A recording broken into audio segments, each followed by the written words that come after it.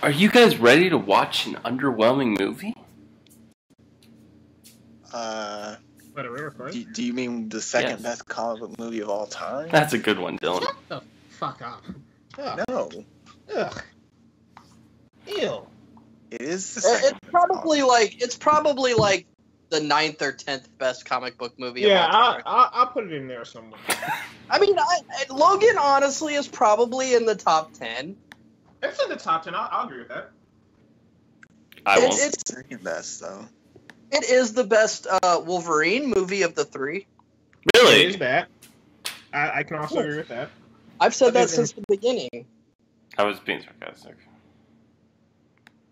Okay, so not that Wolverine movies have set the highest bar. Though.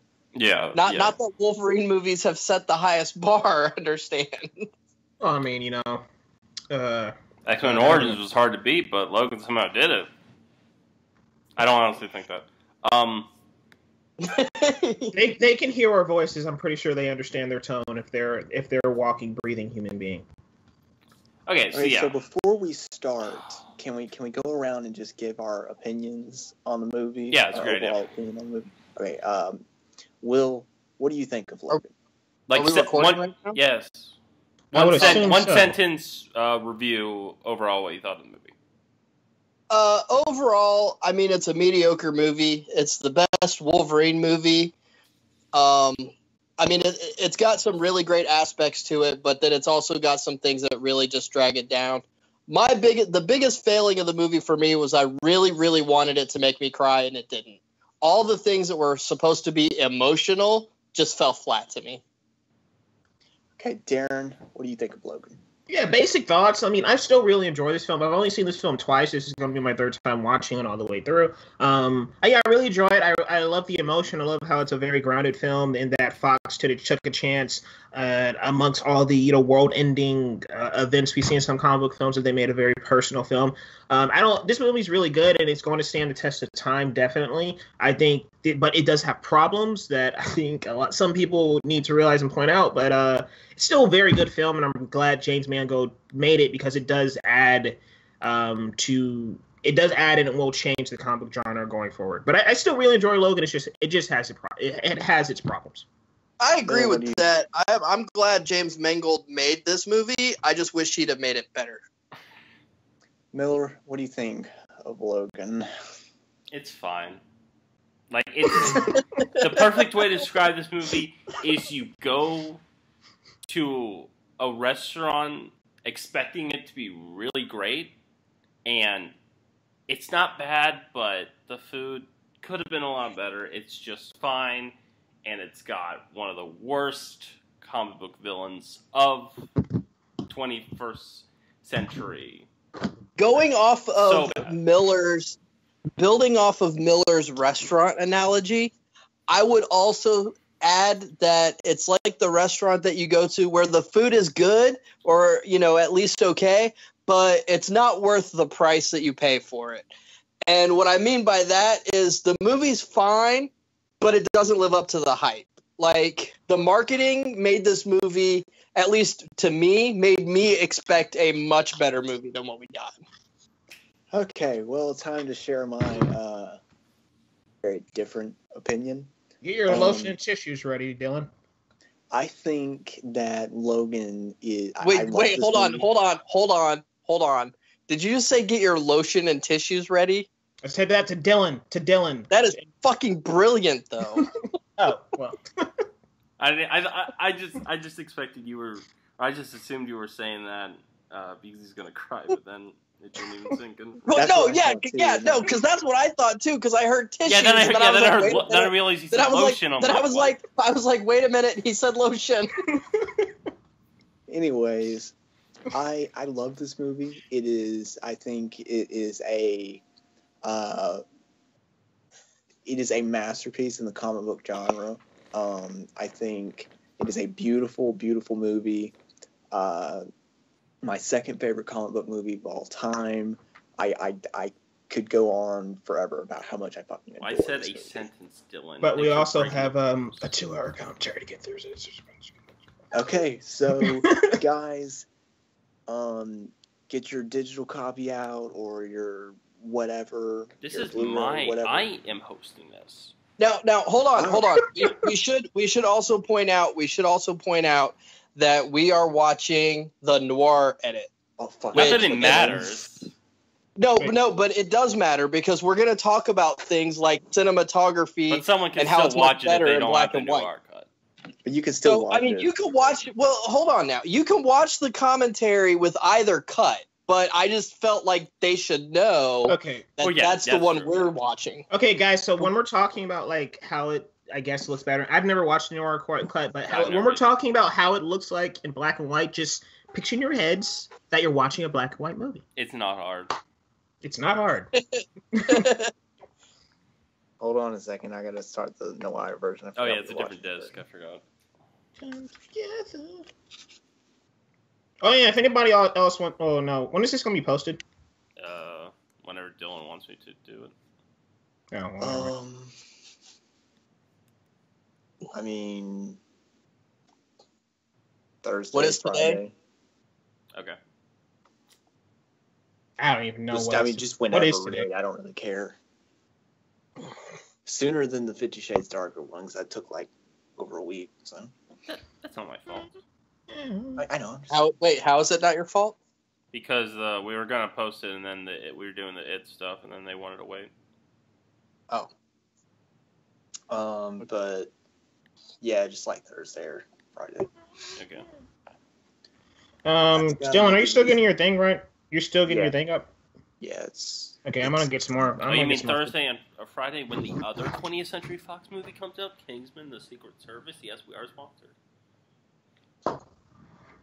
Sure. No, wait. No, Golden Circle. Not Secret Service. Secret Service is the first one. Does X-Men We're not Dark sponsored. Phoenix come out in 18 or 19? 18. It does come out in 18? Yeah, somehow. So What do you we're getting somehow? Deadpool It's and X-Men next year? And New Mutants. Oh, fuck. Yeah, they really should. They really should space those out. Yeah. Well, I think, honestly, because if you remember 2016, they promised 3 X-Men universe movies, and then Gambit fell through. So we got That's Deadpool, and we got X-Men Apocalypse. Hopefully So I these think are they're better really than trying those. to, like, do that 3-movie year. They're all filming. Well, New Mutants is done filming. Deadpool probably almost done filming, and Dark Phoenix. I don't think Dark Phoenix has really started yet. I think Dark Phoenix is coming out in like November. So that I mean, I'm not going to say Fox is trying to kickstart a cinematic universe because they've had one since X-Men Origins Wolverine.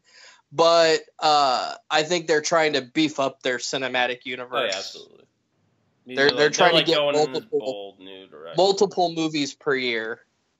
Except Gambit. We'll never see that. That'll never happen.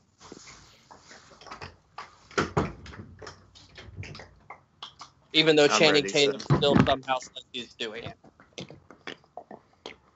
The man's in denial. Will let him grieve. Let who breathe? Grieve. Channing Tatum again. Channing Tatum. Although apparently now he is going to be in Beverly Hills Cop 4. What? Yes, What? I read that earlier today. Where'd you read Channing that? Tatum and Tom Hardy are both in talks to be in Beverly Hills Cop 4. Alongside Eddie Murphy. Holy shit! Oh. Well, this is coming from Screen Rant, so I mean, yeah. but at least it's not like cosmic. Yeah, no, source yeah, he's right. news. I think so. Okay, I thought you were insulting me, man. No. I don't think it's confirmed, but Yeah, Oh, but I I mean, mean, yeah, he's, it's in negotiations. that's pretty cool. weird. That's I don't know. Like, are we getting? I'm getting a "this means war" vibe. I don't know. I just hope we don't get an on again, off again, Bad Boys for Life vibe. yeah. Okay, so you guys ready? Ready? Okay, so in order to watch along with us, so if you want to do that, sync your movie up to 00000, and All the zeros. Yeah, all the zeros. Just like our checks, huh? Yeah. We don't get paid for this shit. We make a few More cents. like 0.02, which is the check we got the other day. Okay, is Dylan, you ready? Yeah, hold on. Yeah, I'm ready. Yeah, I'm ready. Hold on. 3, 2, 1. Lift off. I love how they do this logo. Yeah, I do too. It's really yeah, fun. I love that. It's something really different that I'm glad. And the CinemaScope thing. Yeah, no, yeah, that's what I love because Copying just off does La La Land, feel I like- see. it feels like an old movie. Yeah, no, yeah. Yeah, and then this totally feels old. That 3D animation. Oh, yeah. I wonder how they did that back then. Yeah, it was. Yeah. I love how Fox finally got the idea to put the X-Men comics in their Marvel logo. I like that. Did they not do that They've before? been doing that, I'm pretty sure. Oh, I must have not noticed. Oh, here we go. I think it's more noticeable now, but I'm pretty sure they've been doing that since like X-Men 3 or something. Yeah, because someone had the idea. Someone had the idea of like each Marvel studio have their own like special logo. Because like how Marvel Studios, you understand that's their thing. So I think that would be kind of cool if they all changed it up a little bit. Can we talk about how amazing this fight scene is? I mean, Oh yeah, this is you a can't deny that. fantastic way to open the movie, because it really shows you where his character is. He's not invincible. Like you have the jar of whiskey sitting on the side. Like he's down on himself, and like even how he gets out of the car, he's just all wobbly and shit. It's great. Nice boots. This Like, this in IMAX was fucking amazing. Yeah, and it really does show you, like, this is, like, it's kind of like it. Like, this is the movie you're in store for. This is not the same Wolverine movie. He's slicing people up in this opening fight. He's cussing, fuck you, fuck that. Like, it's great. I love how he's just like, look, guys, you're going to strip those. Okay? If you're gonna rob me, at least rob me correctly. Right. So how many... Like, you're going to rob me and ruin the shit you're robbing me of. I love how that title shows up. It's just like, Yeah, me too. Yeah. Logan. That's Logan. And then that's Patrick Stewart. Yeah, Patrick But how Stewart many- is actually Hugh Jackman's. Hugh Dylan Jackman, Ford. yeah. But how many oohs and ahs did you guys get when he got shot? Like, did everybody go, oh, in the theater when you were watching it for the first time? I don't Yeah, think- there I were a lot. didn't get any. I mean, by this time, at least, okay, I don't remember anybody oohing or awing. You know, I mean, it's been 17 years since we've seen Wolverine on screen. I think people kind of know bullets don't hurt him by now. Yeah. I don't think they were expecting him to get shot just like that. Yeah, and then when he blocks the car, that's another good character moment. He doesn't really care about himself.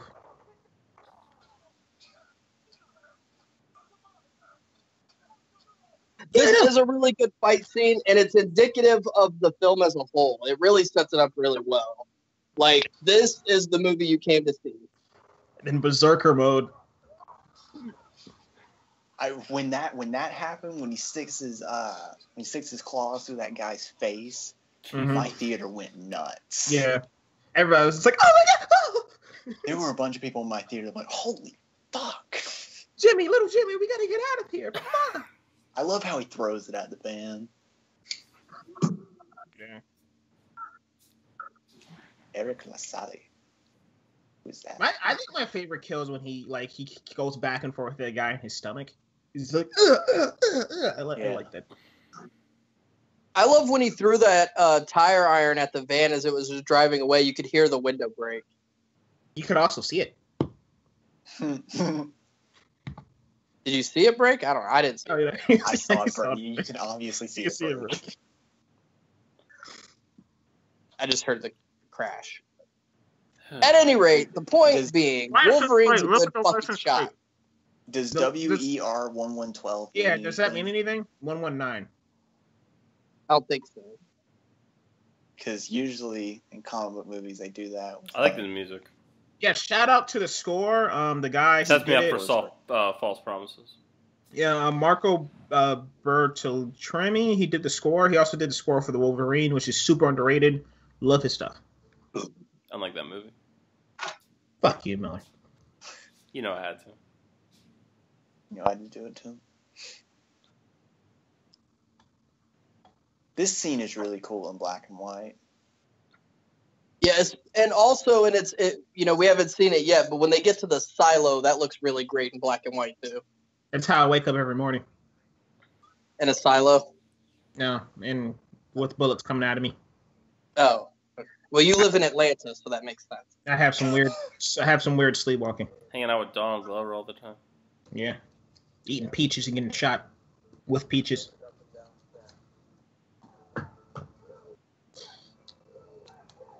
I love how this movie, like, unexpectedly, because James Mangold, when he wrote this was before all the political stuff is happening now, and he's just like, oh, well, holy shit. So it is oddly reflective of what's going on now.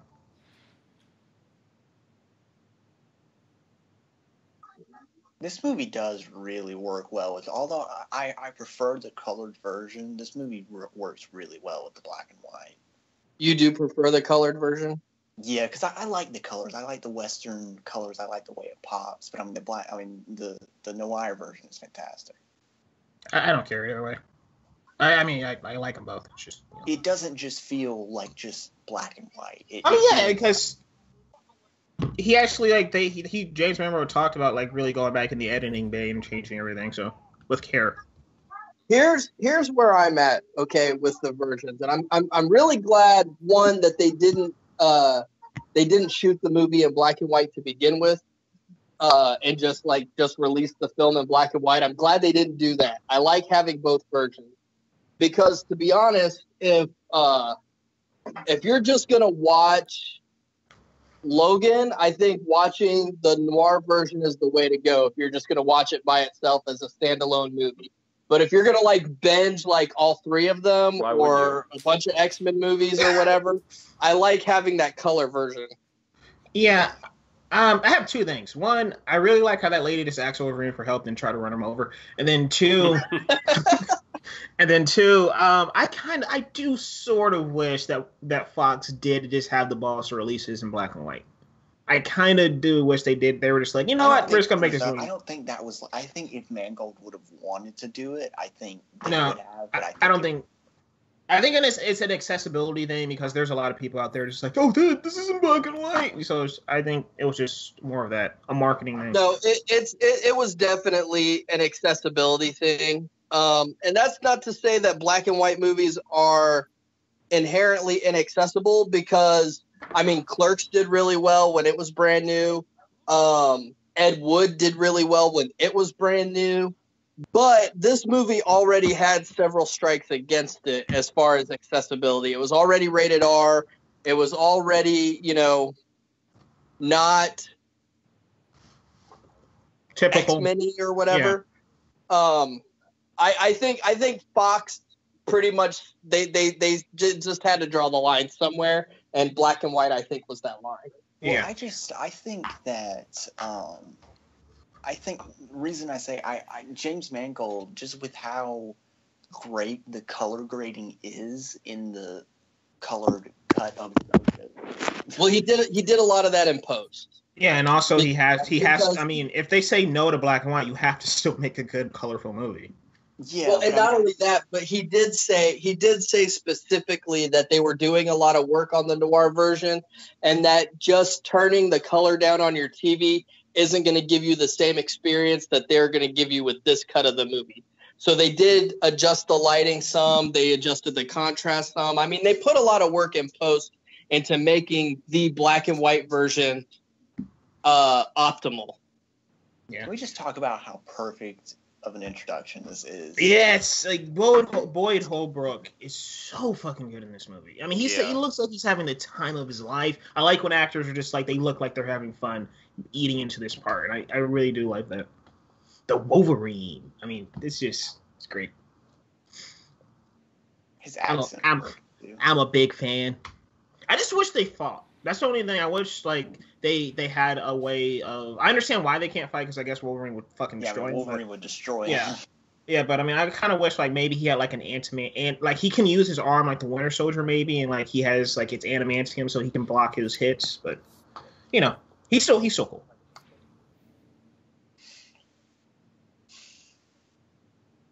That Honda though.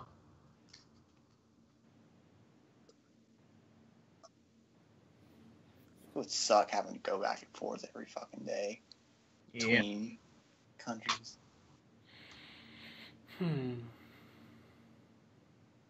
I love how the Border Patrol guys just know him.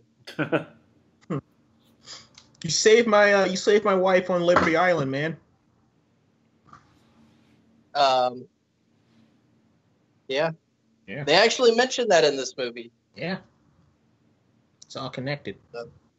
And then when he drives Which away, is interesting because obviously, when Days of Future Past reset the timeline, it didn't erase everything, which I think is a good way to go. And I like that they haven't spelled out what's good, what's new, and what's different. I like the idea of being able to say, look, everything you remember happened until we tell you it didn't. Yeah, until we want to erase the stuff that we fucked up at, that's what didn't happen. Then they made Apocalypse. Yeah. Rip. This guy is great. Yeah, Calabac. Yeah, it's funny how they it's funny how they just recast him from. No, Calabac. I keep on saying Calabac from fucking Dark Side. To be fair, Calabac is Dark Side from son. Apocalypse. Yeah, he's Dark They Side. kind of had to recast him since there's like a. They didn't recast him. Difference. What happened was Apocalypse and Logan were at the same time. They both were using Caliban. They were like, "Fuck it, we're just gonna use both of them." Well, either way, I mean, there's a 40-year difference between those two movies, so. Yeah, that's true. Yeah, I was thinking about that. But I hate how some people are just like, "Oh, you're getting Stephen Merchant for Logan. Oh, he's gonna ruin it because he's funny." Fuck, you don't know what the context. Yeah, is. exactly. And he's fucking amazing. Yeah, exactly. He adds the sense of humor he adds is necessary, and it fits. Well, and not only that, but he's not really playing a comedic part. He's just a smartass. Exactly.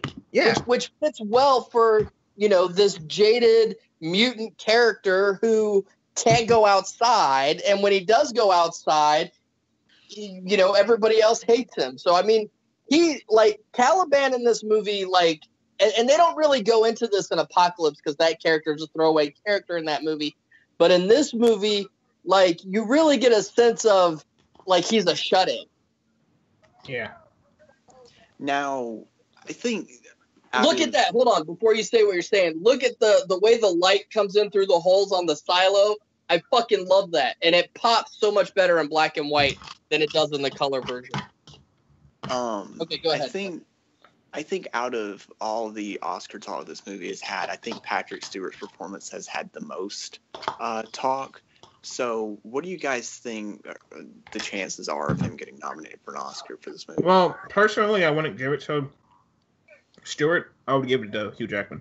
I would too, but I the most talk I've seen is about him. If Hugh Jackman's getting nominated, it's going to be for Greatest Showman.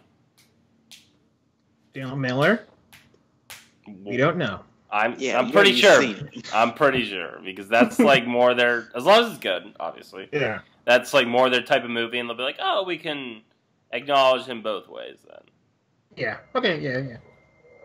He was in. Patrick Stewart was in Variety's article for Oscar predictions for supporting actor. I will say honestly, I mean, Patrick Stewart is really good in this movie. Yeah. I think Hugh Jackman's better, though, personally. I think, honestly, part of it is because he's a senile fuck in real life, but, Yeah, Will has had first-hand experience of Patrick Stewart being a dick to him. So. What, did he try to bite you? No, Patrick Stewart and John Delancey were both assholes to me. Who's John Delancey? He played Q on Star Trek The Next Generation. Oh, okay. Seems like a sweet guy. That's kind of understandable because he's supposed to be a dick anyway. But he seems like a sweet guy. Patrick Stewart seems like such a nice guy. No, John Delancey seems nicer. Oh. Patrick Stewart spent the whole convention on his phone. He never looked up, and he honestly just felt like it was a big waste of his time. And it's like, look, dude, if you really feel like that, then don't come. Miller, he was getting paid, man. That's what he's doing there. Yeah, exactly. It's not like he doesn't have enough money. Yeah, true. We're paying you. Act like you want to be here, and it's not like maybe he doesn't. It's not like his autograph is cheap.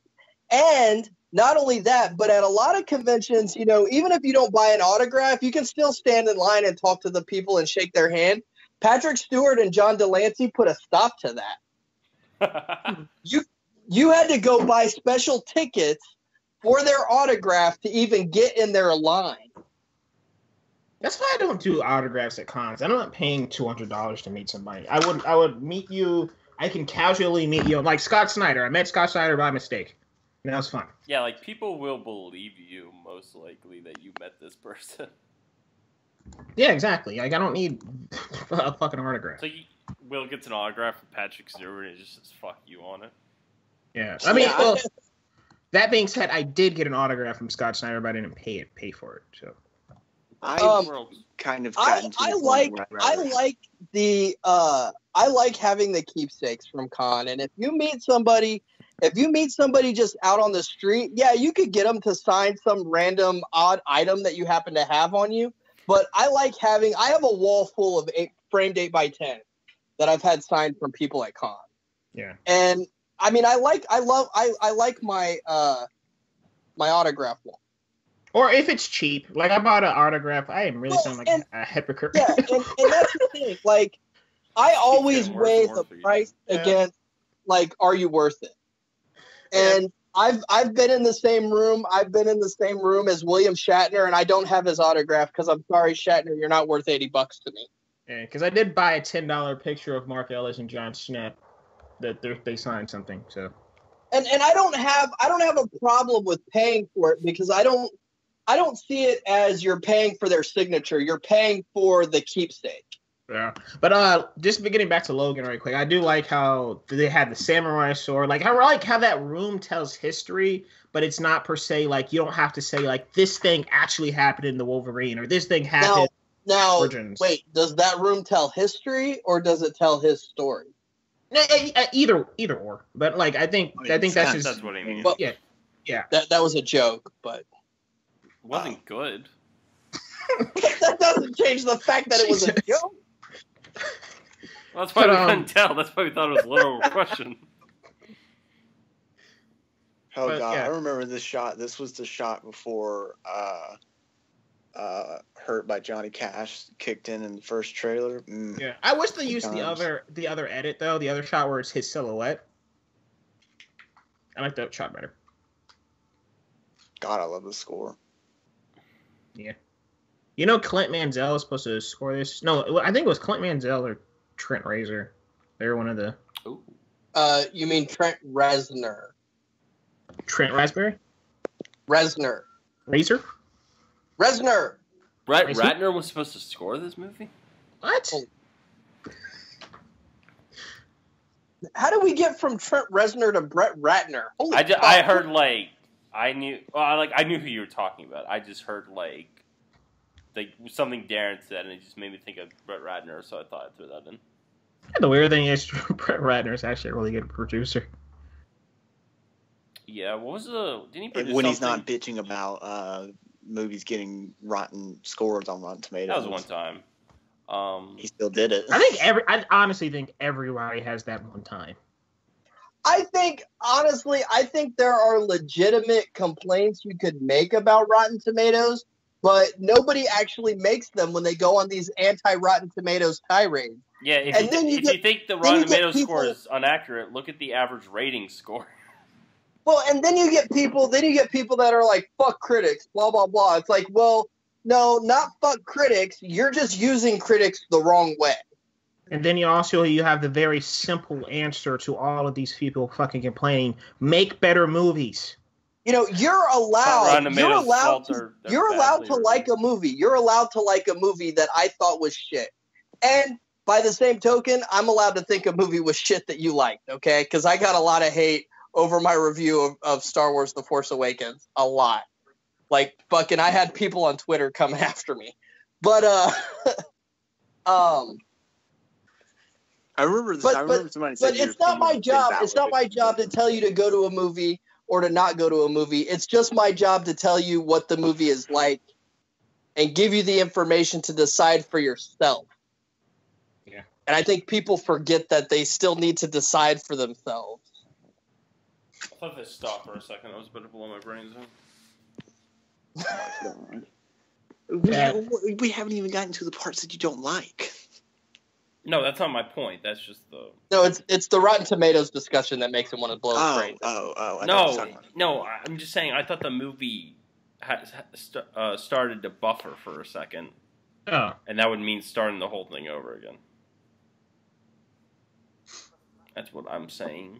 I can't believe he broke his fucking mug. Like, can you imagine if Caliban just kicked Wolverine's ass? I love how Caliban is still talking to him as he's walking out the door. It's like, you can be pissed off, Wolverine, but it doesn't make me wrong, bitch. I just kind of would have liked to see that if Caliban was just like a ninja. Or Hey, how do we justify an R rating in a Wolverine movie? I know, let's put teenage titties in it. Are you sure it wasn't the 3 claws? Are you sure it wasn't the 3 claws of the guy's face? And the constant fox, but Yeah, I think still, the PA was just like, oh. I do think the boobs are forced. No, the boobs are very forced. It's one of my only problems with the movie. I like how Wolverine was like surprised that he got pushed when he took his phone out in front of the people getting out of his car. The man can't act surprised when he gets pushed. I'm just saying, he was in the way. Jesus, Miller. That is who deserves the Oscar right there.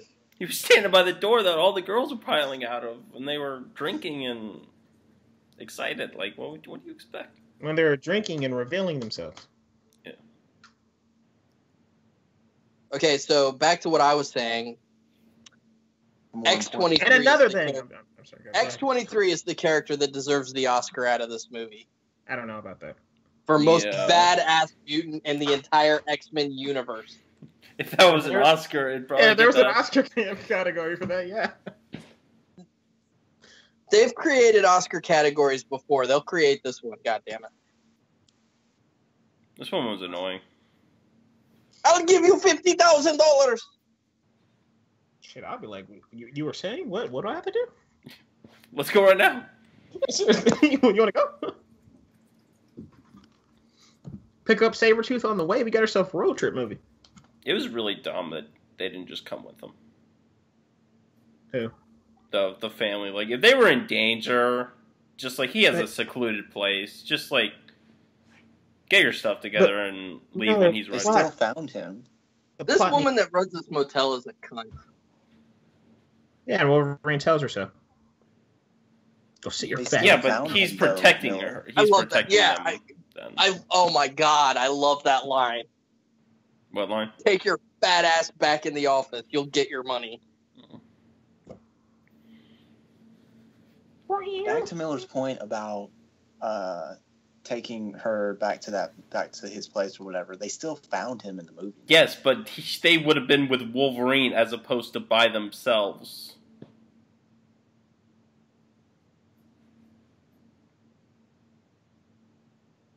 Okay. He's just like, okay.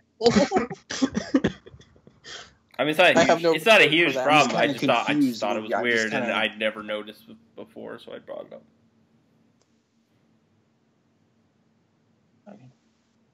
Okay. No, wait. Sorry.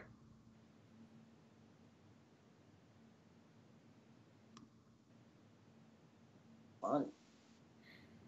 So, have you guys found an envelope with that blood on the blood like that on the sidewalk? Would you take it? On the sidewalk? I don't know about that. If it was handed to me.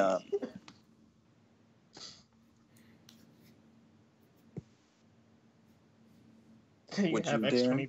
I don't know. I'm just contemplating because if it has blood on it, then it might be infected. I don't know. I don't think that's the problem. Just don't touch the blood. Yeah, but you have to touch the envelope to see what's inside of the envelope. The problem is when the cops are going to knock on your door. They're like, "Hey, we saw $20,000 dropped on." Just go buy a bottle of Purell and you're good. I would douse that shit with the envelope with that shit before picking it up.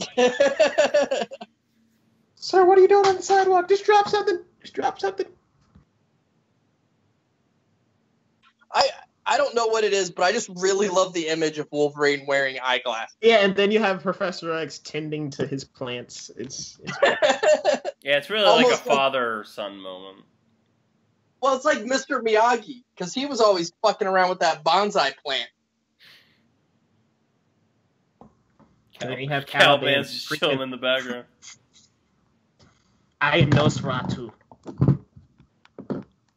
Oh yeah, yeah. Why don't we just have the Nosferatu spin-off star Caliban, or remake star Caliban? That's a good shot too. Yeah, I was about to say the same thing. Of him walking, or the one before? Of him, the one before him getting out of the window. I mean, to be honest, that's one of the strengths of this movie. Like, this movie does have really just beautiful cinematography throughout the whole thing, and iconic shots. The cinematography is better in black and white, but it's still good in color. And I've actually got I've got the noir version on my phone and the color version on my TV. I'm watching both right now. Okay, and I mean, the colors are washed out and they're not, bright and cheerful. So, I mean, there's still a lot of great contrast and shading and lighting and everything in the color, but it just pops a little bit more in the black and white. I will say, just a shout out to this. In case anybody is wondering, I am literally watching both versions of the movie. But just a quick shout out to the cinematographer. His name's John Matheson. Like, he has shot he shot X-Men First Class, 47 Ronin, which bad film, looks good. Man from U.N.C.L.E., Logan, King Arthur. Legend of the Sword. Do you remember when everybody was saying in the trailers that Caliban, when he was dressed like that, everybody was saying he was Deadpool? Yeah, they were. I don't. Yes, people were saying that. Yeah, people on the internet are stupid.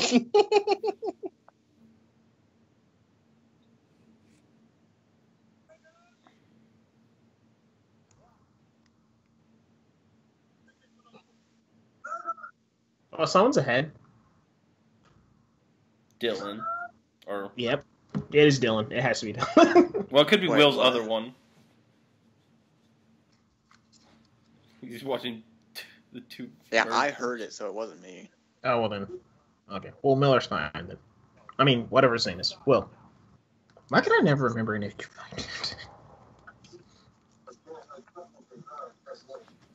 Known you for over a year.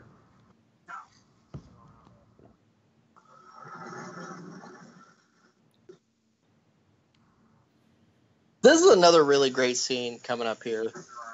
That Ford plug. Okay, someone needs to turn that on TV. That's Will. Or Will, just turn down a little bit.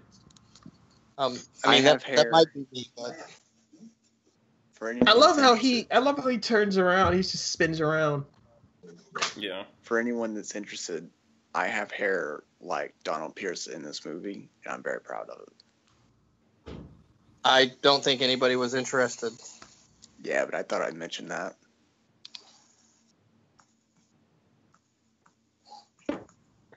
I also really like was actually the inspiration. Remember when they used CGI for this movie for no reason? Oh yeah, wait, which one? Like those extra shots of like Wolverine just driving in the car, where you're like, I mean, I understand that because I'm. That's completely understandable. Yeah. Why? Why would you do? Why stunt drivers? Like I just feel I don't know. I guess I feel like that would be easier to do. That you wouldn't need a stunt driver, but I guess I don't know. I also do really like that they know where Professor X is. They just haven't been doing anything about it. Actually, yeah, that makes perfect sense. Speaking of stunt drivers, okay, and this is a little bit of a tangent, but it won't take very long. Okay.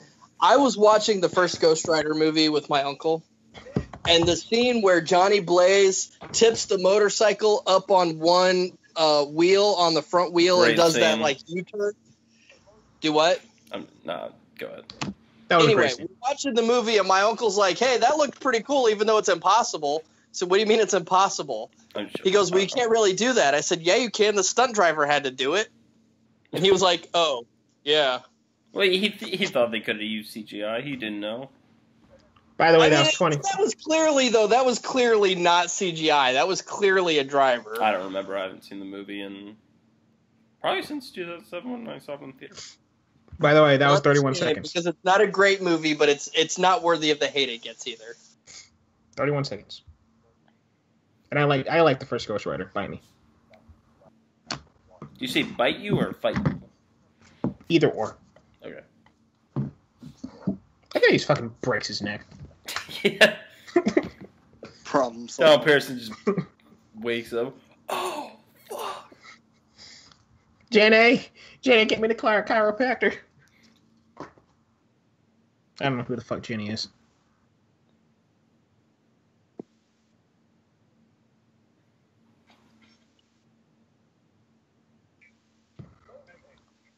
They really need to make a movie with Millie Bobby Brown and this actress. I don't know why they had no one in Hollywood has been like, we need to do that now. I mean, Why? I think that'd just be really cool. Like just two badass little girls just kicking ass in a movie. they're both working, I guess. I don't know if Or bring her on to Stranger Things. yeah. Okay. Is the girl played X-23 doing anything now? I don't know. She's doing some movie. I can't remember what it is. She's probably. I hope they're gonna do X-23 movies. Well, James Morgan said I think maybe they're just waiting for her to get a little older, but I would like to see like her leading a pseudo X-Men, the future, like those little kids. That'd be kind of fun.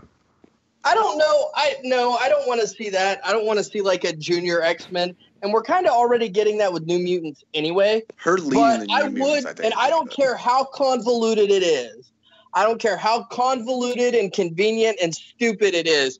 I would just like to have them come up with some way to bring her into the X-Men team. Yeah, but I wouldn't mind Junior X-Men. That sounds fun. But yeah, I mean, on the X-Men team that'd be fun too. But the thing is, we've already got like semi-junior X-Men with the younger Cyclops and Jean Grey and Nightcrawler. I think that's as young as we need to get. Yeah, but like imagine like. But I think having her as not the leader of the group, but just like the secret weapon of the group, I like the way she's used in All New X-Men. I think that would be great. Either or. All New X-Men is like the only Brian Michael Bendis series that I can read. But it's great. Really? I love it. You don't like yeah. Brian Michael? Oh wow, I love Brian Michael Bendis. I think he's gotten worse in the last few years. But I mean, he's just a little too. Oh, yeah, no, his old stuff was good. Yeah, but he's one of the few writers where I feel like he's gotten a little too when he was on New Avengers, that was great. Yeah, that was the shit. What he did with Ultron, that was in great. fact, I was never an Avenger fan. New Avengers made me an Avengers. Yeah. But yeah, you should read his Defenders. But I mean, recent All New X-Men is the only thing I can really read. His Defenders run is pretty good.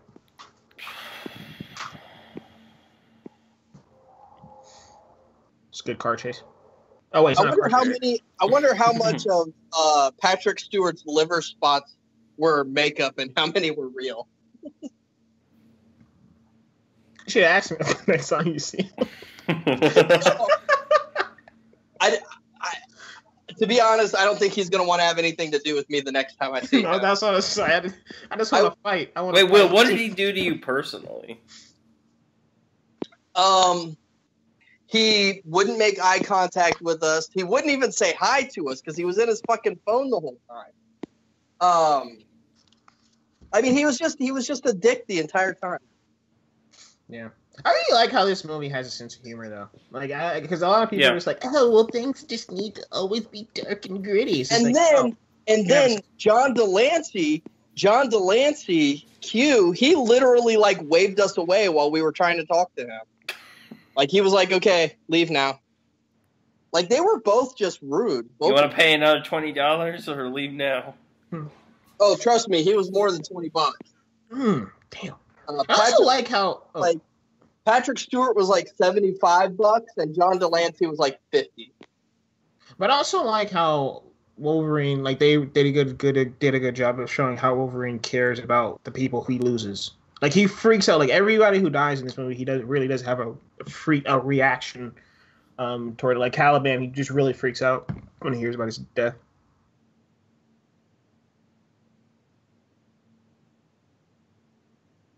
That product placement. I love how you go from that to her just sitting there eating cereal. Ooh, Fireball. Yeah, you could just cut this. You could.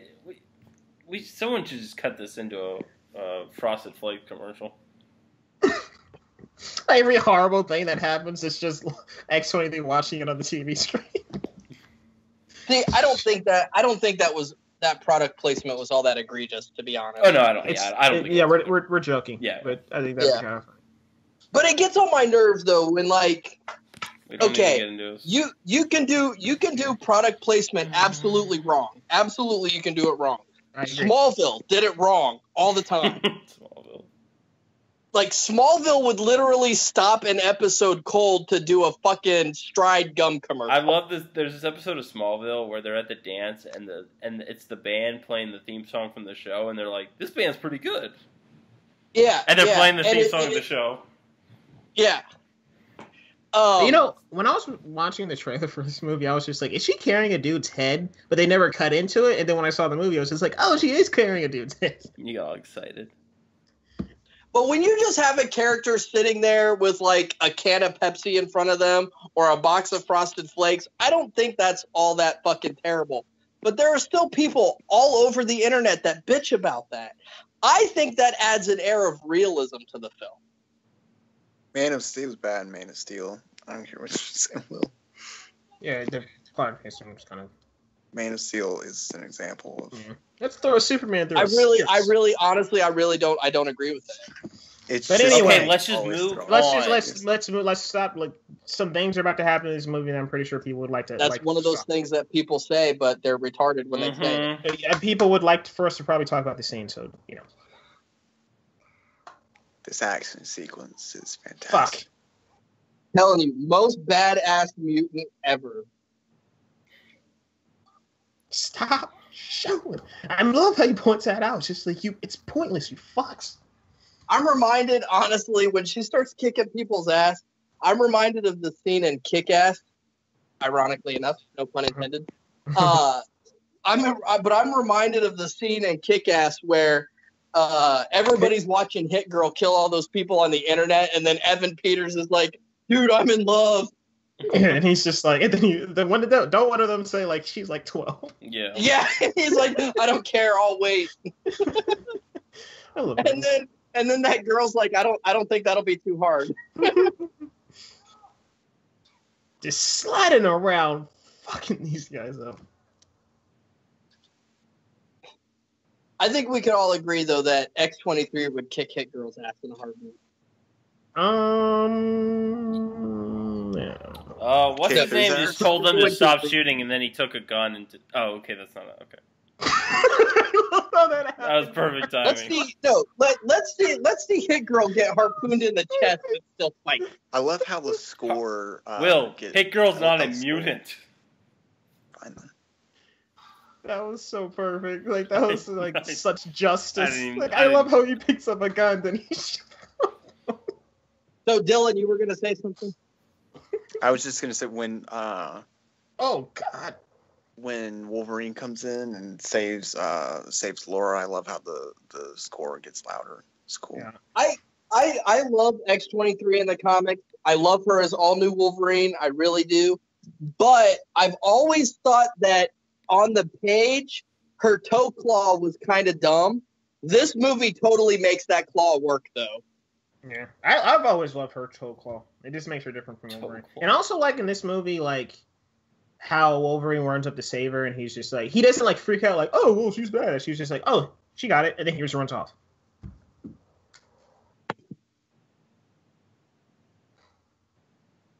And then he tries to run her up.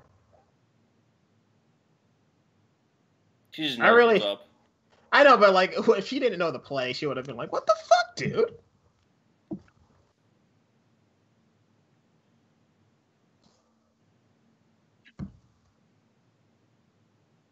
Okay, now it's a car chase.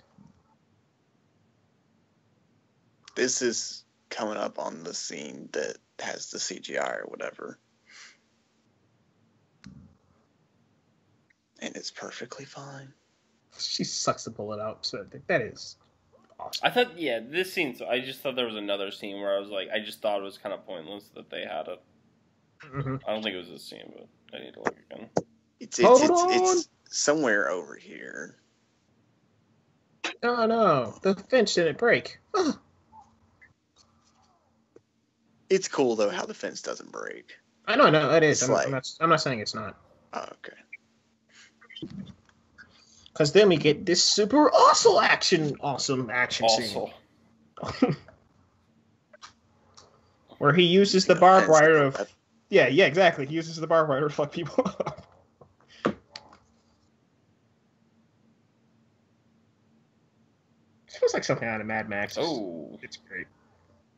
And then, the music. How the music keeps up, too. Good stuff.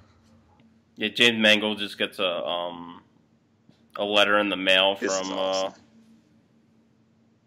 George Miller. See you in court, bitch. This movie really does, for real, though, have a lot of, like, Mad Max to it. And obviously that was intentional, but I think it's a little too obvious, I think. Go for the train! Do it! Just do it! Yeah, Fast and Furious is bitch. Could you imagine if Dom just showed up and just like, I got you? The whole crowd is just like, oh my god! Vin Diesel and Fast and Furious. Oh, okay. It's your family. They have on the... Oh god, I don't remember that. CGI shot. That was a CGI shot. On the ride, the Fast and Furious ride, it's going to be at Universal Orlando. They have F is for family on the building. Oh my gosh.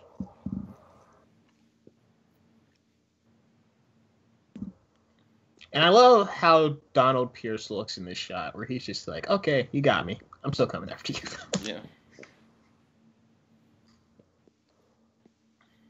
Motherfucker.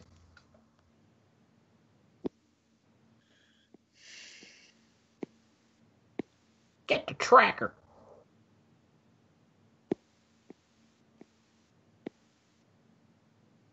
The tracker. See, when I first saw this movie, in the back of my head, I knew it was probably Caliban, but in the back of my head, I was just like, are they going to bring in another mutant? But no, it's just Caliban.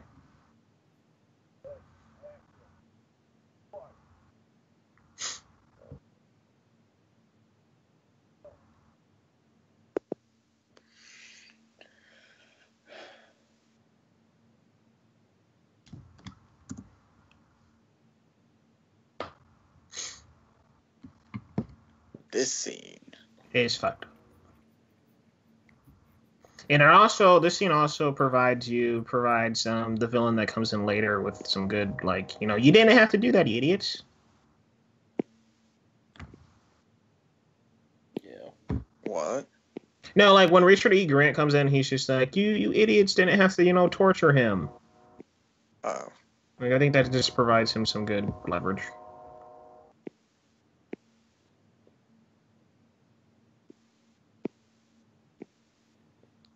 Leverage.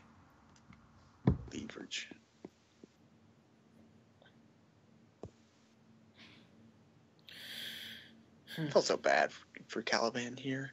Yeah. Poor guy. He didn't ask for any of this. Yeah.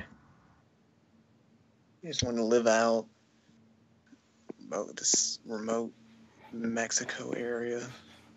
Yeah.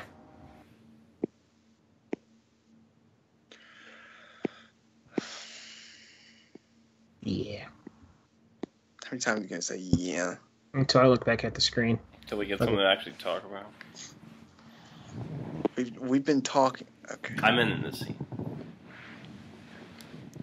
Look at his eyes. Look at his hair. This scene is amazing in black and white, though, just because of how the light shines. Like Will was pointing out earlier in the scene with Xavier.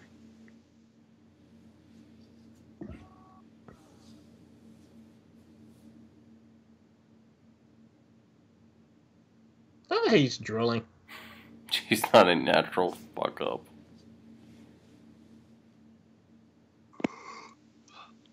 See, like in this scene, I thought they were like when I saw this in the trailer, I thought they were doing something to the back of his head, like they were sticking something in the back of his head.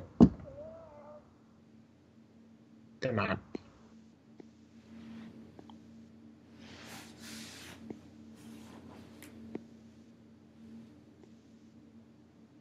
See, this is a gigantic plot hole. Yeah. Well, what's Nice the plot hole? little documentary you shot on your fucking phone. Yeah, she got edited together on. Okay, yeah, maybe plot hole is a bad word to use, but it's just. It's Yeah, weird. It's not really a plot hole. It's more of just like a, not necessarily a plot hole, just a like really. prompt, I guess. But yeah, it doesn't really make sense how she's a fucking pro editor with this. Anybody else like when they go to these movies, like when they bring up papers and stuff, you try to like search through them and see if they say anything special. Like regarding to like little Easter eggs or something. Like it's just like, oh, that's like that. Because I know like in X-Men 2, they had like Henry McCoy on the TV. Hank McCoy on TV. It's like, oh, that's Beast. I think James Mangold. Somebody asked James Mangold about this scene, and he commented on it, but I can't remember what he said. Did he say I'm coming for you? Look outside your window.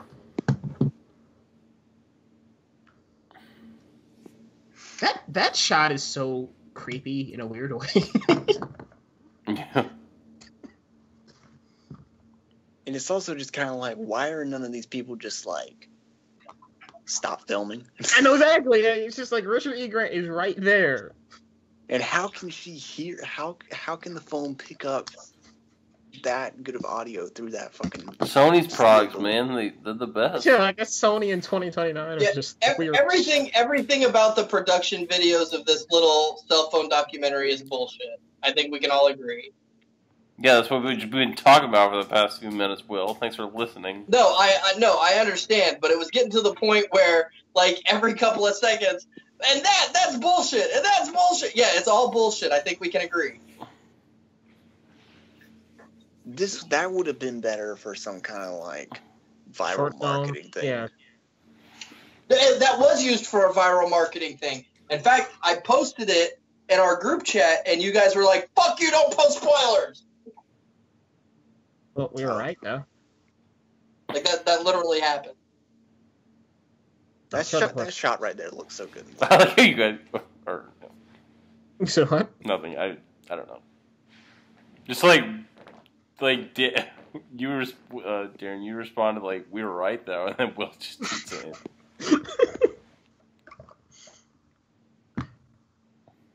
I love this song. But honestly, I didn't think it would be in the movie. I was kind of surprised that it actually was.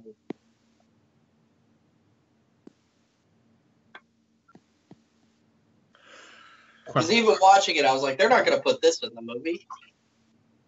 Oh yeah, no, I forgot to shout out. Yeah, that whole entire "I have to go pee" line. I love that. I have to pee. And then this scene's funny too. I like how this movie it has a sense of humor. It's nice. It does have a sense of humor, but it's a very dark sense of humor. But it works. I don't think it's. Wolverine is literally changing Professor X's diapers in the bathroom. He's like, oh fuck. Now we got the obligatory Quicksilver cameo.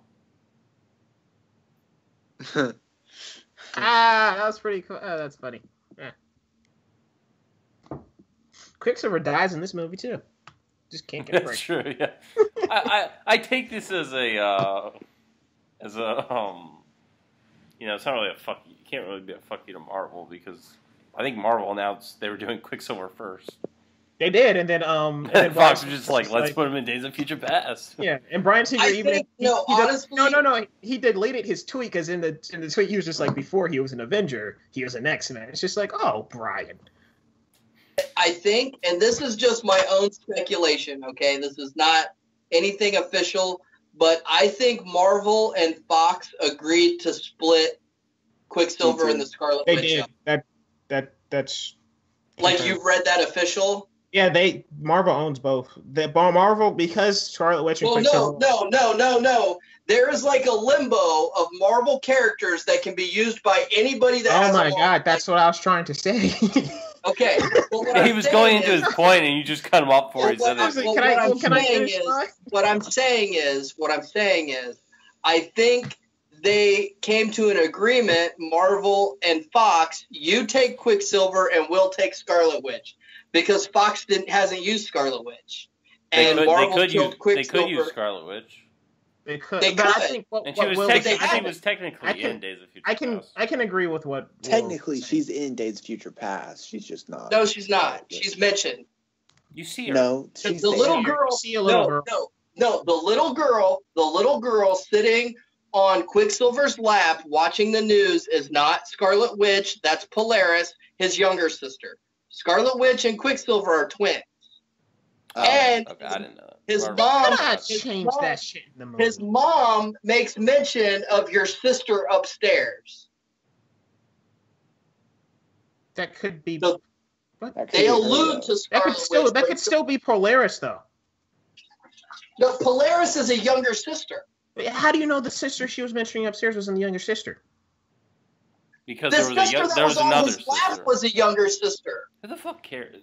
Yeah, Scarlet Witch and Quicksilver are twins. They could change that, dude. They don't have to follow that. Well, because they can't say in Avengers they can't say, "Oh, your father, Magneto."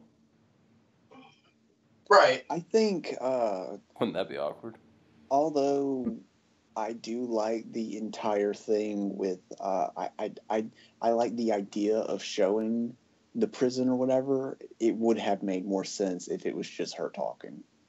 Yeah, it would have. I mean, and they could have also had flashbacks in her point of view instead of her showing it. That would have been though less visually interesting if it was just her talking.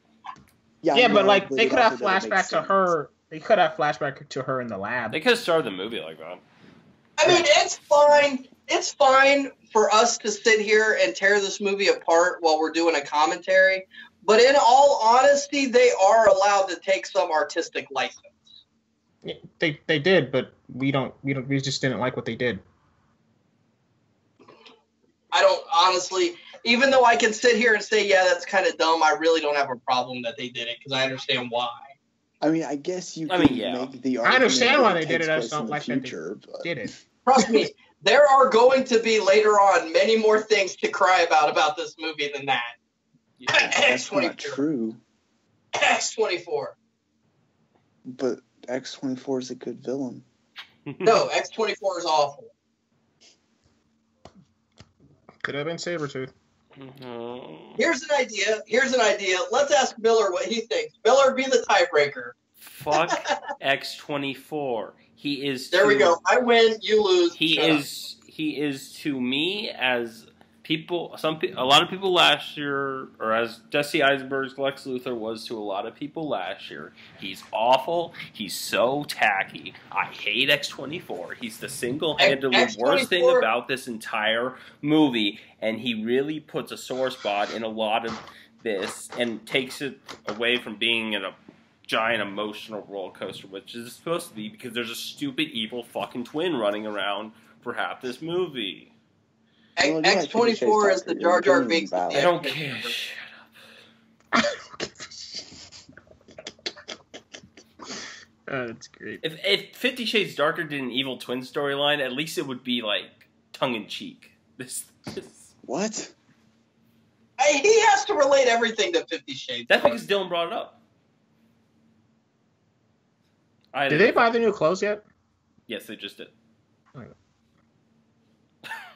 I love that. I love when she starts pressing the button. Yeah, don't you see Professor X putting on a fucking fedora? Maybe.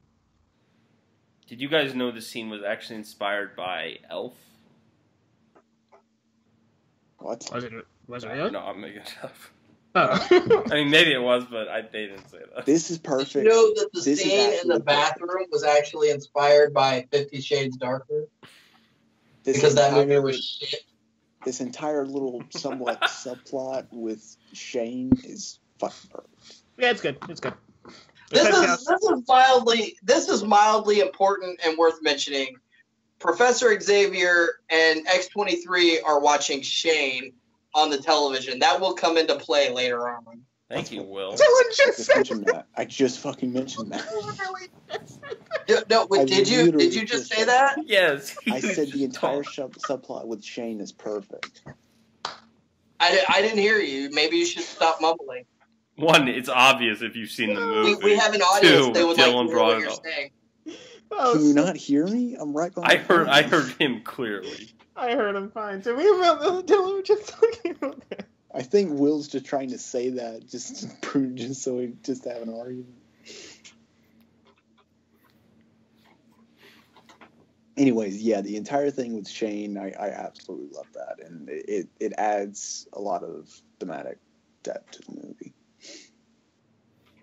It is. I just wish they had earned the ending that they use it with.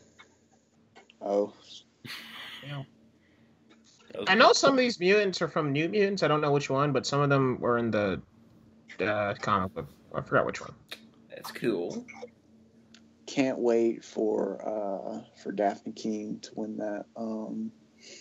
What is it at the Critics' Choice Awards? Best New Young Talent, something like that. Oh yeah. She's definitely gonna win that.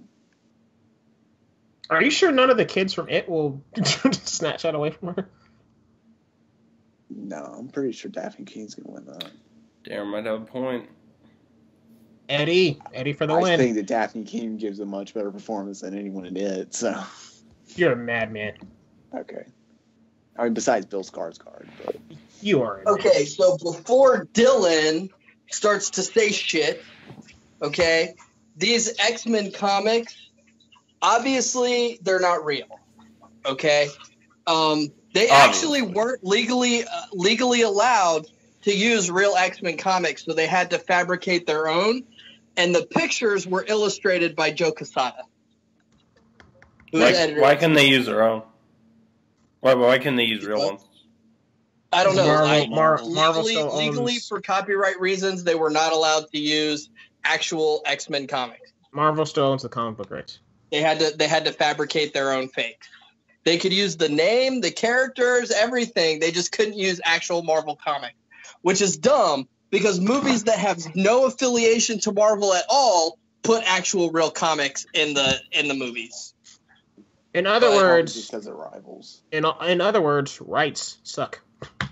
Yeah. You can cut this whole sequence out of the movie and just interesting- go right to the part at the. No, I guess you can. I think it's it's necessary. interesting factoid that Joe because the Quesada casino actually drew the fake comic. Because I mean, the only thing I don't like about that scene is it just gives fuel to people who are just like, oh, comic book movies are dumb because this movie said comic book movies are dumb. So it's just like that's the only thing. But I do like that Wolverine is kind of it just exemplifies that he's very broken. Like he just doesn't give a shit. Yeah. Like these are stories about bedwetters and like people actually died. So.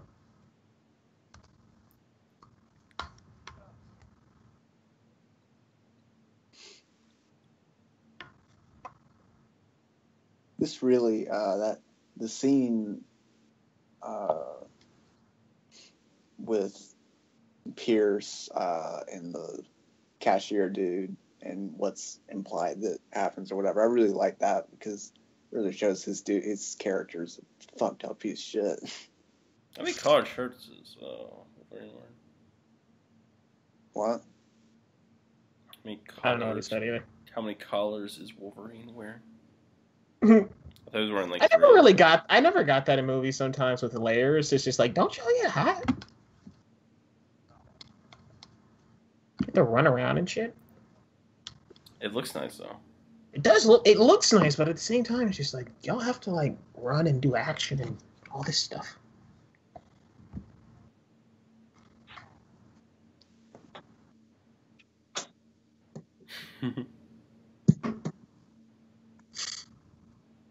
I just love that he goes to a bar I think it's kind of stupid because he's leaving them behind for a few hours.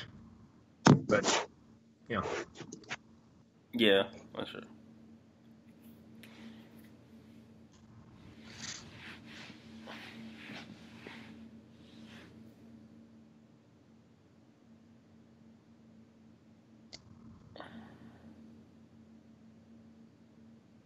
I really liked it. I really liked the entire thing with the comic book.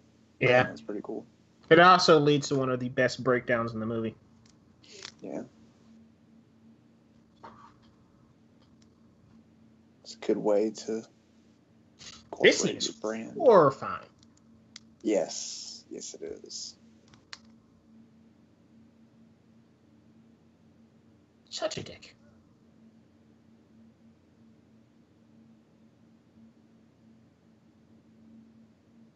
You know, one of the Ravengers, not the Ravengers, what are they called? Reavers? One of the Reavers have.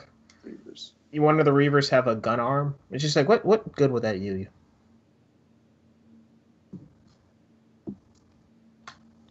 I mean, you've got a gun as an arm. Yeah, but what about other things, man? Yeah, like a fucking chainsaw. No, I'm talking about like real life How come things. nobody has a chainsaw? What do you need? What happens when you like eat a sandwich or make yourself a peanut butter sandwich? You just cry in the kitchen. Use the other hand. You use one hand to make yourself a peanut butter sandwich. You could make it. It would take longer, but you could do it. Yeah, exactly, but it would take longer. If you don't got another hand, you don't got a choice. Yeah. Are you being ableist right now, Darren? You shithole fuck. But he chose to do that, though. It's not like he was just like, oh, well, you know, you chose to cut off your hand. Or maybe he didn't. I don't know. I was going to say, did he chose or did Richard E. Grant chose for him? Choose. Choose? You guys just both used the wrong word. This was absolutely incredible in IMAX. I don't know why I just got the image of Richard E. Grant just being like, hey, sup, dude? Yeah. And he just like uses a butcher knife. Man, I didn't think the first day at work would be like this. Honey, how was your day? Well, my hand got replaced with a chainsaw. So they thought they should have put a gun. They wanted to put a gun in it, but I thought a chainsaw would make a lot more sense. Love making's going to be weird now. Fuck yeah.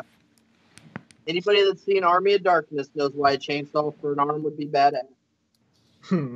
Or Ash vs. Evil Dead. I love how Wolverine just kills all these people who are frozen and defenseless. I feel bad for them, though. He just one by one just kills all of them. The dude just can't do anything, and he just sees them coming for him. He's just like, oh, fuck me.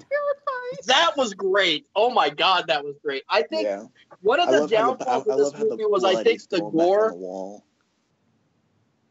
One of my downfalls in this movie is I think the gore was a little over the top, but the claws coming out of the front of that guy's face was fucking great. I don't think it was over the top, but it's like, that would be so terrifying having that walking toward you and you can do nothing. Yeah, you can do nothing about it. Right, because all these people are conscious. Yeah, they know it's coming. Yeah, at least the people like with their back turns aren't seeing it. They're feeling it though. It's like, oh, I'm sad. That's my kidney. I'm going down. Going down.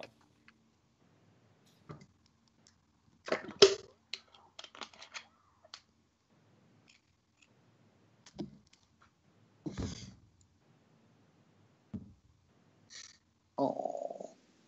I do agree with Dylan though. The scene in IMAX was really good. Yes. Sure. It felt so intense. It was just like, wow. And this scene got laughs. This one coming up right here. Oh, yeah, hold on. Not yet. Okay, not yet. Still not yet. Oh. Yeah, that sucks. Wait, that scene got laughs? And hold on. Damn, What fucking I thought scene, I thought it was coming sooner. Sorry. Sometimes this guy laughs. I don't know. Like everybody that's not laugh when he fell. Yeah, that's funny. You What's could funny just about put it is like about- you could just put some party music over that scene and And then like you freeze frame it, honey. Yeah, like I mean, he's just waking up like that. That's not even from the effects of Professor X. Yeah, you just like shot. freeze frame it, just like, so this is what happened last night. Yeah, just splice it with the Hangover. Yeah. So I know we all sent away for the postcards and got them when they were doing that promotion. What did you guys do with yours? Mine's It's framed, sitting right over there. It's in a drawer somewhere, I think. I don't know. I think mine might be in a drawer somewhere. I can't find it on the wall. I think it might be in a drawer somewhere. Mine's framed. Yeah, mine are also framed. Yeah, I have no And idea. I got, lucky me, I got the shot of Laura and Logan in the car, like the most famous shot in the movie, and I was ecstatic. Wait, you got which one? I got the shot of Logan and Laura in the car, like the really iconic shot. Oh, the one they just trailer. showed? The shot they just showed? No, Well, it's coming after back. Professor X did. Oh, okay. Spoiler, Miller, you fuck. Do you think people are watching this without the movie? Without seeing the movie? I think some people are dumb enough to watch commentaries without having seen the movie. I wouldn't say that's dumb, but I feel like with this movie it wouldn't. Oh, be no, the that's case. retarded as fuck. Why would you do that? If it's a movie you don't really care about.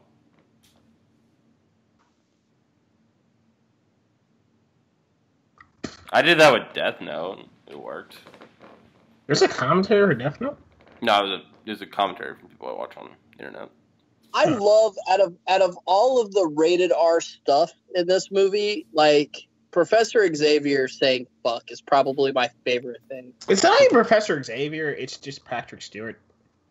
Yeah, Scaring him. well, Wait, Patrick look. Stewart having a bad day on the set. A dark force just passed by the screen, just passed over the frame.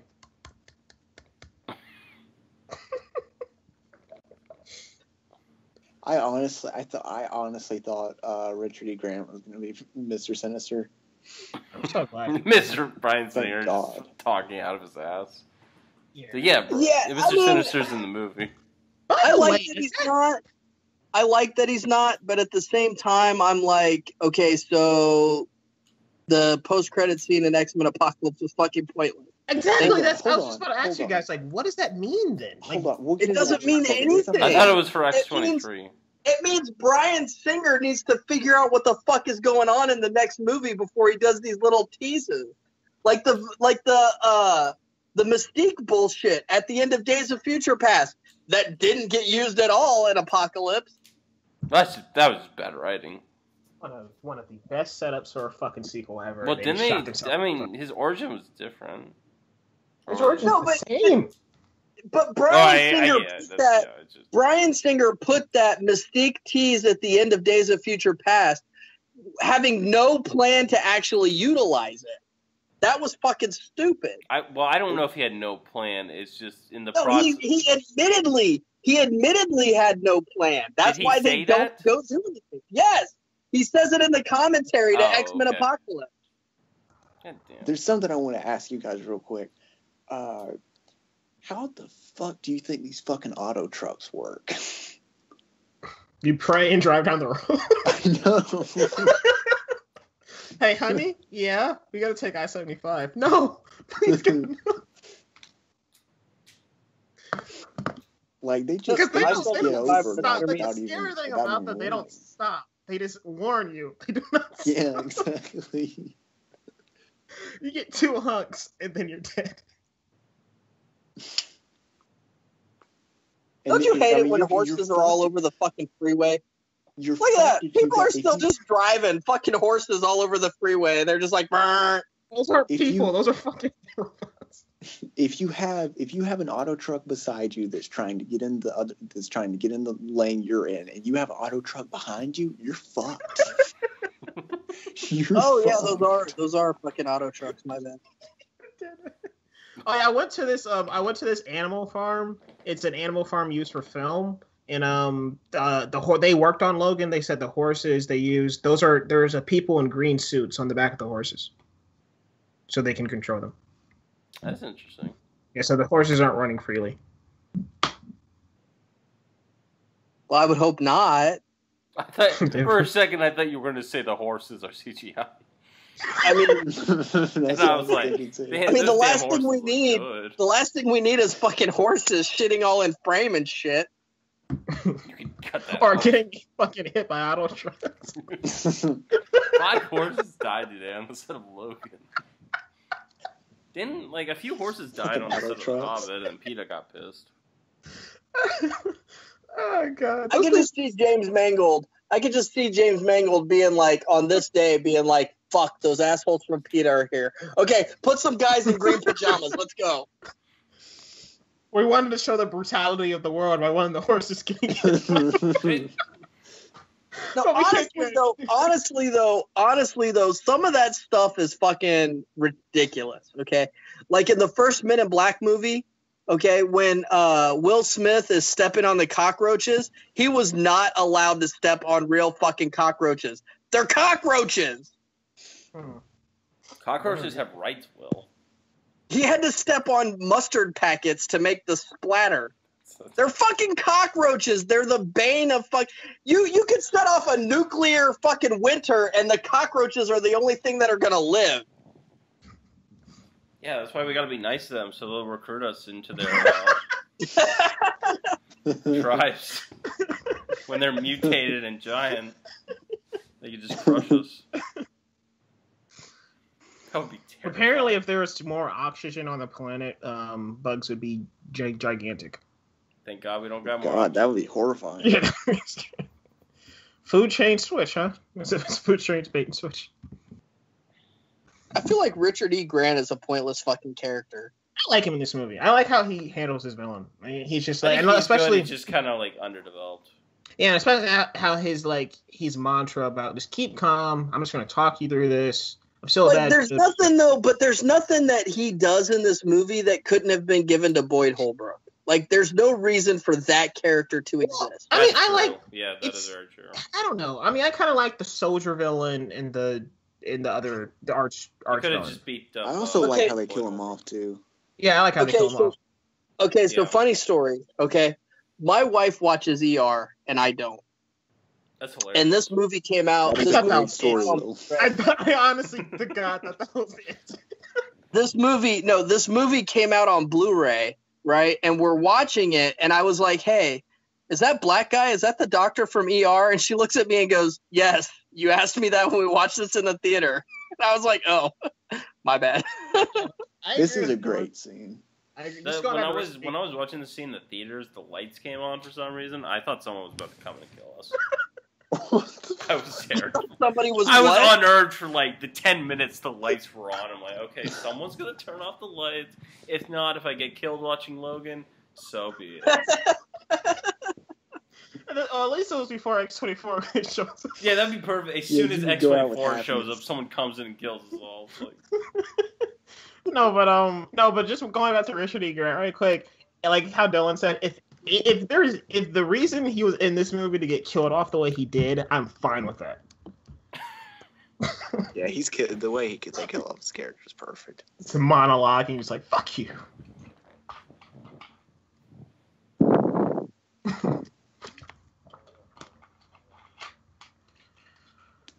This is kind of typical of the, what do you mean, like Yeah. typical I don't know, like, dinner it's like, conversation it's just- fodder? No, just yeah, See, and exactly. Yeah. This scene, or this section of the movie right here is where they needed to have a tender moment between Logan and Laura, and that moment never came. Well, I think you have the rest of the movie for that. No, because it never happens throughout any of the movie. I don't agree with that. I I think got the after relationship. Professor X, It's yeah, I think just- after Professor X Up dies. until the very end, he's like, "Well, stop your fucking crying and man up and blah blah blah blah blah." Yeah, because he's Wolverine. Right, but He's not going to be but like, they don't earn that father-daughter moment at the end. They don't earn it.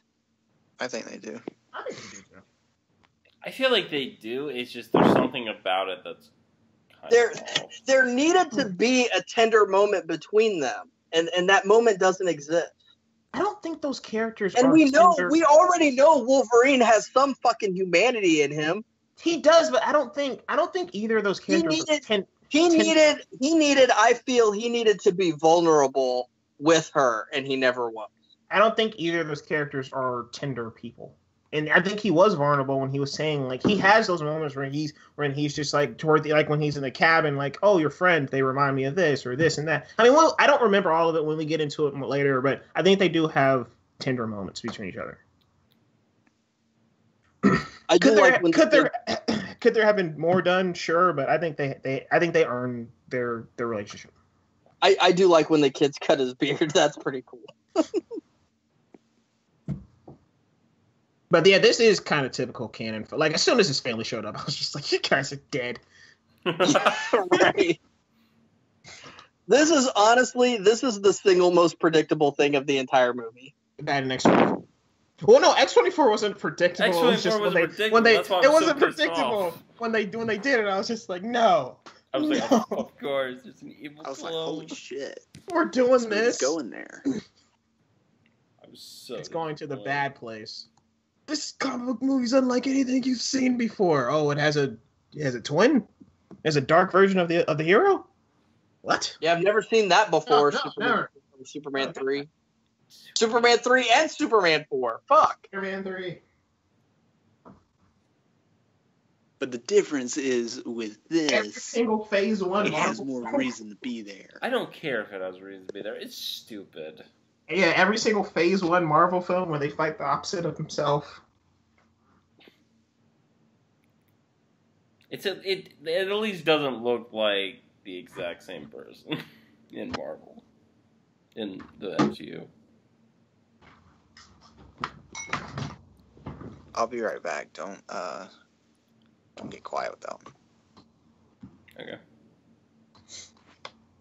Why would we get quiet without you? You don't bring a whole lot to the conversation, so. Oh. Wait, I walked away. What happened? Dylan's. Oh, we were just talking shit to Dylan as he was not here, so. He's not here? He left for No. He said he'd be right back. Oh. He'll be right back. He went to go take a piss. I don't know if he did. I'm just making that up, but in all honesty, let's be honest, that's probably where he's going. Mm-hmm. He's gotta pay his X-24 shrine a visit. I like this movie because it does add to, like, I mean, this scene does, because it does add to, like, the Americana feel. Yeah. And yeah, he's like talking about cornstarch and everything. It's just like, it just feels. Cornstarch. It feels nice. It feels nice. It also proves once again Logan is inherently. Well, and here's the thing: he has a human moment with this guy that he just fucking met. It's funny because Darren brought up the kids in It earlier, because this movie I want like Will said, I wanted it to make me cry, and I wanted to be scared in it, and neither really gave me what I wanted. Yeah. See, I didn't expect to be scared in It, because like I've said before, I don't really find Stephen King all that scary to begin with. Mm-hmm. I just thought with that marketing, they were like, yeah, really the marketing made it look more I wanted it to be not. I don't know that fucked up is the right word, but just like creepy and intense, and it did that for me. It just wasn't scary. Yeah, I wish it was scarier, but I'm still fine with what we got. It's more intense than the 1990 miniseries, and that was all I cared about. Yeah, I'm glad this is not a romance. I'm glad she. That would have been really weird. Yeah, I for a second I thought they were going there, and I'm just like, oh, I'm glad they're. Wolverine knocks on the door. Oh my god. Well, I mean, they got this rated R fucking rating for a reason. Just go for it. Yeah, you're not getting that iPod back. Teenage titties and a preteen interracial sex scene. Let's do it. Okay, I was not taking it that far. Holy shit. I did. What are we talking about? Nothing. We're talking about the... We're talking about just incredibly fucked up shit. I heard something about a sex scene or some shit. No, that's all you need to hear. We were saying thank God they dodged a bullet with not making a romance between X-23 and the kid from the family. who's like a good 4 years older than she is. Okay. Okay. Also, that iPhone has some good battery life. Why would it say? It died once. Did it die? Okay. It did die once. That's for anybody. That's a fun nitpick. That's it. I'm not like holding the movie hostage. No, but that's his iPhone. I know. Okay. No, I'm just saying like she carries it around. Never mind. Okay. Oh, yeah. Okay. Oh, there's the famous Wolverine wife beater. There it is. The easiest costume. Didn't Deadpool make a joke about that? Like, all Wolverine has to do is take his shirt off. I'll tell you what though. There will be a wife beater and a set of claws in the Smithsonian Institute. Can we just call it a White t-shirt? works so well in this scene. No, because it's not a t-shirt, Darren. It's a wife beater. That's or what a it's tank called. top. Or a tank top. No, because a wife beater is a specific kind of tank top. Oh my gosh. Well, is there any other name for it besides white beater for that specific? There is tank not. top? No.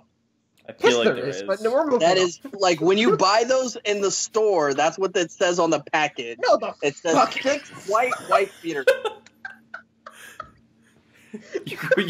You're at Target. You go up to the store clerk's like, hey, I can't find your wife beaters.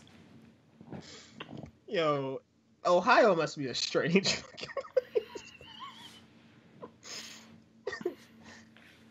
Well, we do have homeless people that are on house arrest, so.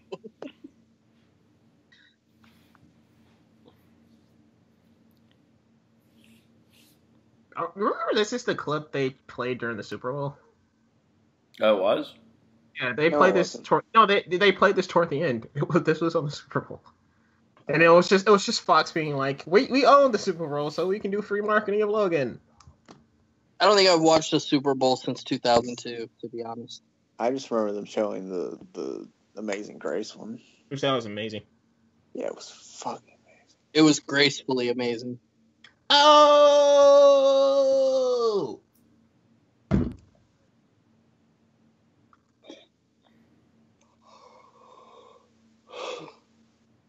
Hamina. Okay. I can only hope that when I'm 60 that I'm in as good a shape as fucking Hugh Jackman in these Wolverine movies. Yeah. So, guys, we've been riding this bike to the top. We've passed some cool things. It's nice. Our chain just fucking broke. For some reason, we're turning around. Our brakes are out, and we can't What the stop. fuck are you on about? Oh no! Oh no! No! Miller, do no, you get what I just said? That's This what I'm is honestly though. This is where the movie derailed for me. This is where I love honestly, this scene. and I this fucking love this it. is the thing. Like this death coming up is so empty that I just checked out of this movie. To be honest, I wanted to cry during this. I really did, but nothing. As soon as I saw Hugh Jackman's stupid haircut.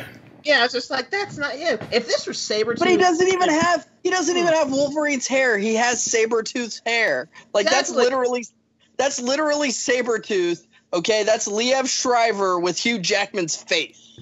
And look, this is not the movie's fault, but the movie, you built me up for this because I was like, in the back of my head, I was just like, that's Sabretooth. Sabretooth is going to kill Xavier, and then we're going to have one final fucking showdown between those two. How is it not the movie's fault? Huh? Because, I mean, I'm false expectations on my part. Well, okay, I get that you can claim false expectations, but one, that's what the movie should have done, and two, that's what James Mangold, intentionally leads you to believe is going to happen.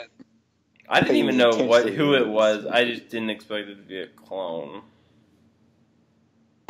They did a good job of hiding it, though. No, I'll say that.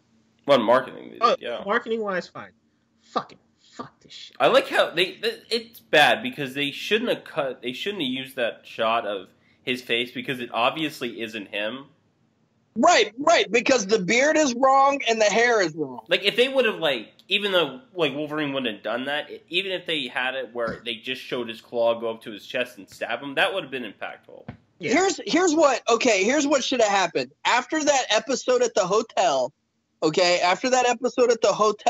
they should have had a scene where Wolverine was contemplating killing the professor. And then they should have just showed the arm, and then have X-20, like, you don't see X-24 until X-23 fucking attacks him. Or have one more scene where Xavier goes fucking nuts and Wolverine has to kill him. Well, that's what they should have done. They should have had Wolverine euthanize the Professor. Yeah, do a mercy kill. That would have been the heart-wrenching fucking moment that this movie deserved.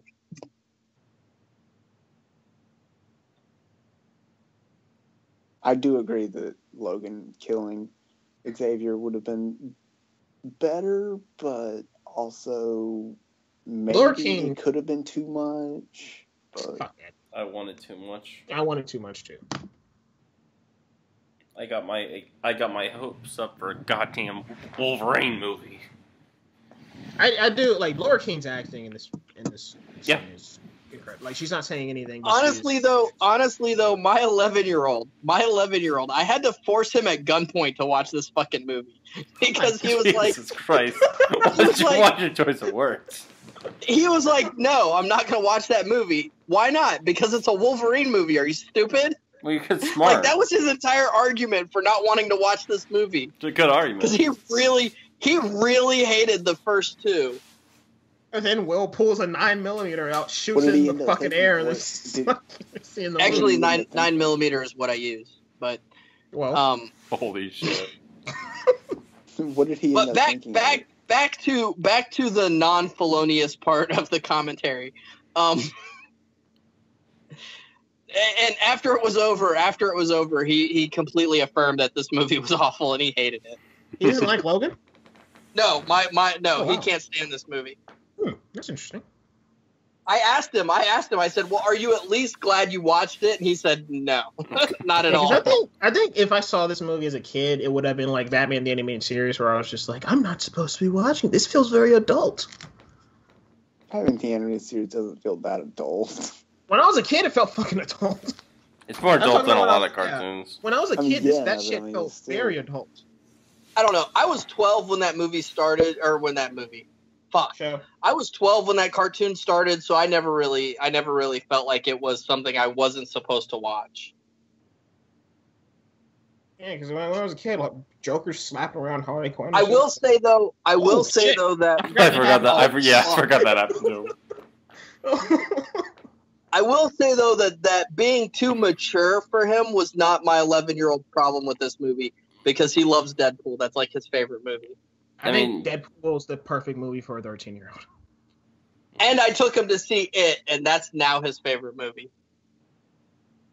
I hope Children's Services isn't listening to this commentary. No, you just held a gun up to your child to see a movie. It's fine. But and I took him to Deadpool and it. So I mean, that's parenting choices. That is fucking beautiful. That is beautiful. The Sunseeker beautiful line, shit. Yeah, the Sunseeker line. That was good. But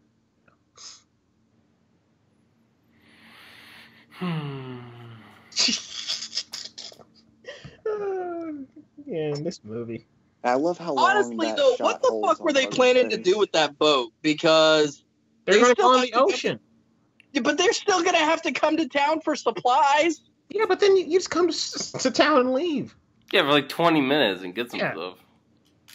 Get some bread. That's 20 minutes that Professor Xavier can fuck some shit up. Fuck some shit. Well, then put a bomb on the boat. The fuck? Put a what? A boat just explodes. Caliban's death is perfect. It is. I'm really happy that Wolverine didn't, because I know there's a deleted scene that has Caliban crawling out, but they showed this in a fucking trailer though, and I hated it for it. Yeah. But I it was love in this, the Amazing though. Grace TV spot. Yeah, they did. And I was just like, oh, so that's what happens to him. I just honestly, I wish those grenades had been able to kill somebody other than Caliban. Yeah, X-24. Like both of the bad guys that were in that fucking trailer with him, they both got out. He's the only one that died. That was literally. Did they both get out, or did just Boyd Holbrook get out? No, Boyd Holbrook. No, the lackey is dead. Yeah, I thought they both. I thought they both jumped free. No, the lackey's dead. Yeah, because Boyd Holbrook was the only one that jumped. Yeah. The lackey was just like, shit, 3 days till retirement. I fucking hate X-23. It's so fucking X-24. like this entire time I'm just like, I mean X-24 is just like this entire time is like, what if that was Sabretooth? What if that Love was it. Sabretooth? I thought the worst part about this whole experience.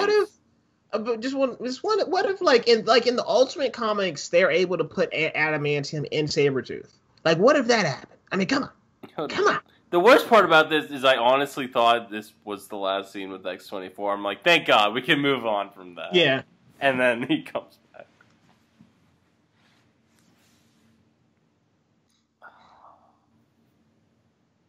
Do you guys think they could have fit Rogue into this movie?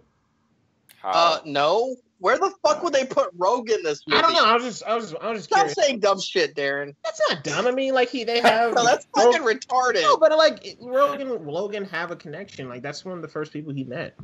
I mean, yeah. I mean, that's true. That's true, but where would they put her in this? There is no place for her in this movie. I don't mind to know. I'm just curious what you guys would have said. I was just wondering. Okay, yeah. Here's Darren. That's fucking retarded. Darren, I'm not gonna laugh you off. Here's your answer. They could have just stopped at her house. I don't know if she was still alive somehow. Just stopped at her house as a place to stay on the way. Yeah, I'm just wondering if she could have had a part, but you know. There you go. The family that gets killed could have been Rogue and Bobby and their little fucking bastard children. I didn't mean it like that. It could have been another stop. No, that's my idea though. That's how I would have. No. It would have been two Canon father scenes. It's just like they stop at this house, then go to the next house, and the same damn thing happens. We just gotta stop making stops. I love the look on Richard E. Grant's face. Okay, so who here survived that shit? Who here at the table right now has read Old Man Logan? Me, unfortunately. You know, the first half of that book is incredible. Like the thing with that book to me, once his claws pop out, that's when the book goes downhill. But other than that, it's a fantastic novel. It's just when he actually brings out his claws, I hate it. I like that the claws pop out when they do. Yeah, it's a great part. Yeah, that the whole fight with the Hulk and the Hulk eating him and him. Yeah, the whole thing is fucking stupid. I agree with that. Like that's way too silly for the story that they told with that. But my question is, how do you feel that this movie stands up as a loose adaptation of that book? Good. I think it stands up well. Yeah. I mean, it does what it's able to do. It does the road trip stuff. It does, him being older and weary, and it does everything it can do right. Old Man Logan sounds like one of those comics that's being super edgy and violent just for the sake of being super edgy and violent. No. I wouldn't say that except for the very end. Yeah. The very end, I would give you that. Yeah. But the rest of it is actually a very human story. It's actually a very human story. Yeah, and it's a buddy road trip story between Wolverine and Hawkeye. Hawkeye is a jaded, bitter old son of a bitch. He's kind of like he kind of is reminiscent of the Dark Knight Returns version of Green Arrow. That's the shot that I have. That's the shot. And Hawkeye's blind in that story, but he's still a badass. Right. I thought that was really cool. Which, Green Arrow is missing an arm and Hawkeye is fucking blind. But by the way, if anybody wants to see Wolverine Old Man Logan, it is $3 right now on Amazon. But Old Man Logan is a really good story. Yeah, it's just how how it ends is sloppy, and like how it ends is what you said, Dylan, about it being trying to be edgy and shit. Yeah. How does it end? It ends with Wolverine. He fights the Hulk. Yeah. He fights the Hulk. The Hulk literally eats him. Okay, because there's a whole family of Hulks, and they're all hillbilly fucking cannibals. Holy shit. And then he breaks out. Can that be the Hulk movie where they're all hillbilly cannibals? And they're inbred, by the way. They marry. But Bruce Banner as the Hulk literally eats Wolverine, and then several hours later, the Hulk is laying like in a cave, picking his teeth with a toothpick, and Wolverine bursts out of his stomach, having healed from being eaten and digested. Yeah, and it's stupid. It's fucking stupid. I mean, how it ends and how he takes Hulk's son that introduces a cool sequel, but other than that, it's just a... Okay, hold on a second. I want to hold on. There is a sequel. There is a sequel that they do literally nothing with that Hulk baby. Oh well, shit. Hulk baby. They did an Old Man Logan battle zones during Secret War. And they do literally nothing. They have the baby in the book at the very beginning, but then they do nothing with it. And then Old Man Logan comes to the regular Marvel universe and basically just becomes the new Wolverine. This scene is another one of my very few problems with this movie because of the shot that they use and the way it's filmed acts as if it's a comedic scene. And my theater laughed when it happened. Yeah. I never thought that this was comedic, to be honest. I don't think that was in their intention. It's just the way it's shot. But it's the same thing. Like when I went to go see Superman Returns in the theater, my theater laughed uncontrollably when the doctors were trying to save Superman's life and they couldn't pierce his skin with the needles. And I was sitting there like, "Why are you laughing? This isn't funny. This is supposed to be dramatic." But they thought it was funny as shit. I laughed during a certain scene of Mother that I'm pretty sure people would think I'm crazy for. But I know what you're talking about. Yeah, would you say, Darren, that you're going to hell for laughing at that? Possibly, but I think God knows why I was laughing because that's the only way I could cope. So, yeah. The scene was stupid. It was. I don't even know. Anyway, let's go back to Logan. This scene is great. And this is another one of those scenes that, honestly, it's better in black and white. Yeah. In fact, I'm in another room right now for my television. I just had to look around the corner. And yeah, it's better in black and white. X-24 is coming. I had to look around. Gonna kill us all. I had to look around the corner because that's where the color Soul. version of the movie is, Darren. You're playing something else in your other room? No, I'm watching the color version in the other room and the black and white version on my phone. Why are you just going to... So you've been in the other room most of the time with both the phone and the TV? Yes, but right now I happen to be in the dining room. Okay, I thought you just went in the dining room the entire time when you let the other movie play. No, okay, if I leave the room, I bring my phone with me. In the black and white movie, I bring that with me. So do you guys think she just stole the car or did she kill the guy? I never thought about that. I never thought about that either. Yeah. I feel like she stole the car. Yeah, I feel it because was he going in or was he going fishing? He was going. Oh. No, he was getting out. Oh, okay, so he was gonna go fishing. Yeah, because the dog was with him, so I don't. I kind of feel bad for him because could you imagine that being your last moments? A little girl with sharp claws just ripping to shreds. Yeah. Okay, now I'm gonna bring something up right now. Okay, in the color version of the movie, her face is a lot more. It's a lot clearer. It's a lot sharper. Right now, it's fine, but before, when they were shooting her through the window. In the black and white version, her face was a little blurry, and in the color version, it's not like that. That was just something I noticed. That's interesting. I always laugh when Wolverine's just like, "Shut the fuck up!" Yeah. No, because that's funny. Yeah, that's hilarious.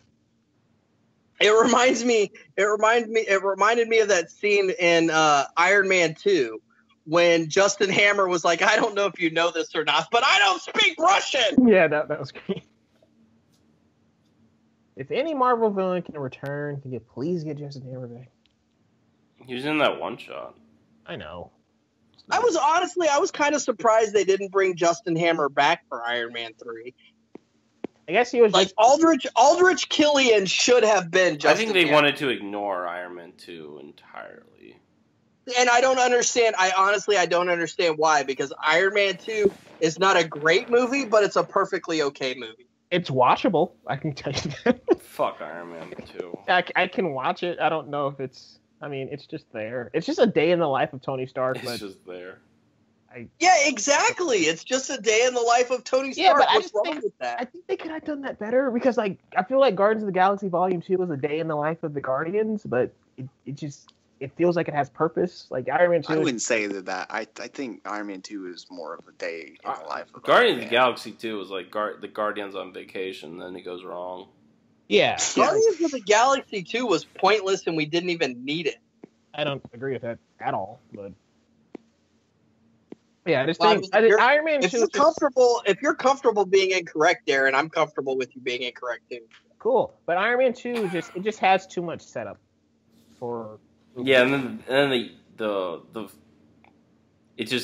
finale just explodes out of what was set up in like 15 minutes. And another thing, this is my last little complaint too. Like Iron Man 3, the same fucking ending. It had Iron Man 2 has and Marvel just keeps using that ending. Like Iron Man 2, a bunch of Iron Man robots. Iron Man 3, a bunch of Iron Man robots. Avengers: Age of Ultron, a bunch of fucking robots. It's just like, stop doing that. Well, yeah, robots. They're kind of. I guess they're kind of getting out right now, but they were in the 2014, 2013.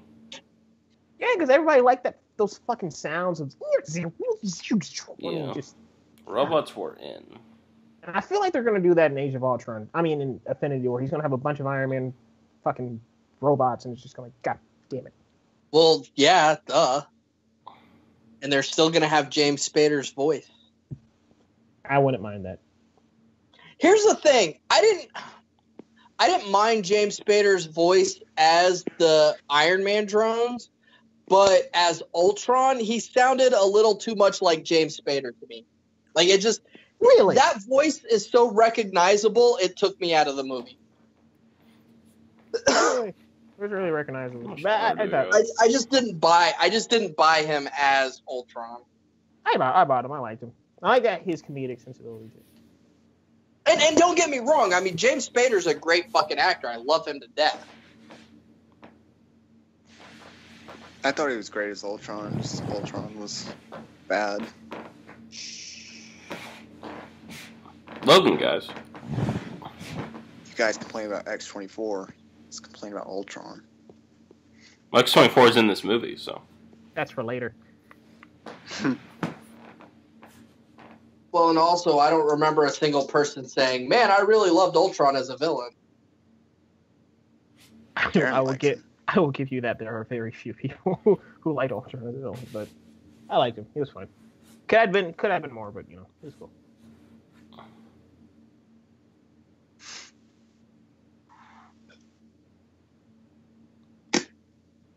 I love this. I love that he goes to sleep and he drives there for him. And I like how she kind of takes over as the adult. Yeah. Mm-hmm. That's definitely true.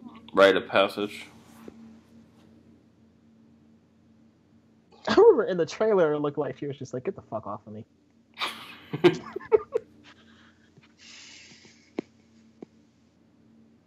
Well, and like, I love how when they're arguing, he's like, this place is bullshit. It doesn't exist. And she's just like, fuck you. We're going anyway.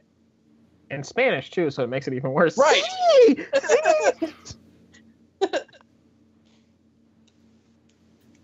And then she's just going to drive like, all right, you sleep, Logan. I'll get us there.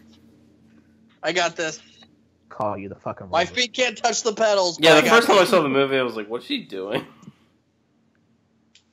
It'd be kind of funny if she just drove it off the cliff. Literally, if she was in, if they were in a car, if they were in like a Ford Taurus, okay. But in that like Chevy Blazer or whatever the fuck it is, there's no way her feet touch the pedals. Or like one of those auto trucks. Like, you can even see it, especially how straight she's sitting up. There's no way her feet are touching the pedals. Wolverine wakes up and the car's like mid-cliff. This is another shot that looks so much better in black and white. Could you imagine if like Wolverine turned into Maximum Overdrive? It's just it's Wolverine versus the auto trucks. Oh, that'd be great. Not just trucks, but ATM machines and soda machines too. Yeah, exactly. planes just fucking come out of nowhere. We need a Maximum Overdrive. The single best line in that movie, and it's unfortunate because it's at the very beginning, but the single best line in Maximum Overdrive is the Stephen King cameo where he's at the ATM and he goes, "Honey, this machine just called me an asshole."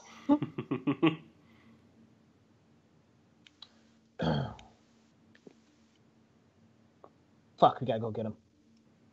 Maximum Overdrive is a terrible movie, but I definitely recommend watching it.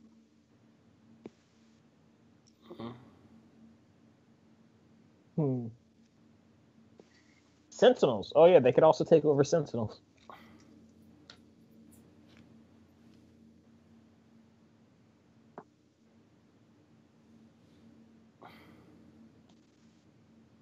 That would have been terrifying. What the fuck is going on Yes. right Yeah, right as they're about to like grab him, it just snaps, and they're just like, "Fuck."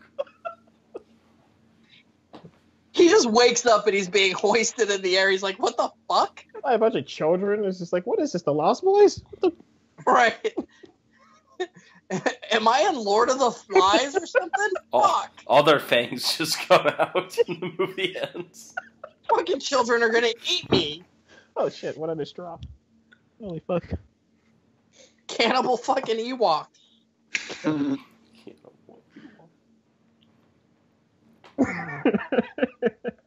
That was great. I like Victor or Victor. Yeah, whatever. Which one's Victor? He's like the leader. Okay. There's a leader. Yeah, Victor. Hold on, where is he's the oldest kid? Just why whenever I need a movie to cut back, they don't do it. Okay. No. I never realized that this band of children had a leader. That kid right there. That Okay. one? That kid? Yeah. Okay. All you had to do was say the Mexican kid. Fuck.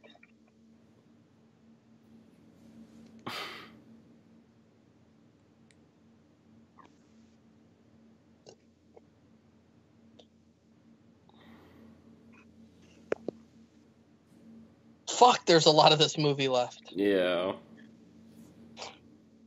Well, let's just be happy X-23 is not in the shot right now. 24. Whatever. Yeah, not in the shot right now. I love this. It's also got laughs. She's just watching him fucking have nightmares. If I was in the same room with him, I would be curled up in my. I would be looking away, curled up in my. I'll tell you what. Okay, if I woke up from a nightmare to that creepy little child just staring at me, I'd be like, all right, I'm done. No, I mean, I think it works vice versa. Like, I'm fucking gone.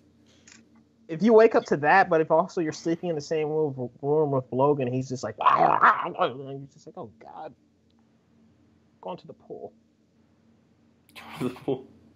This is a weird hotel. Oh, fuck.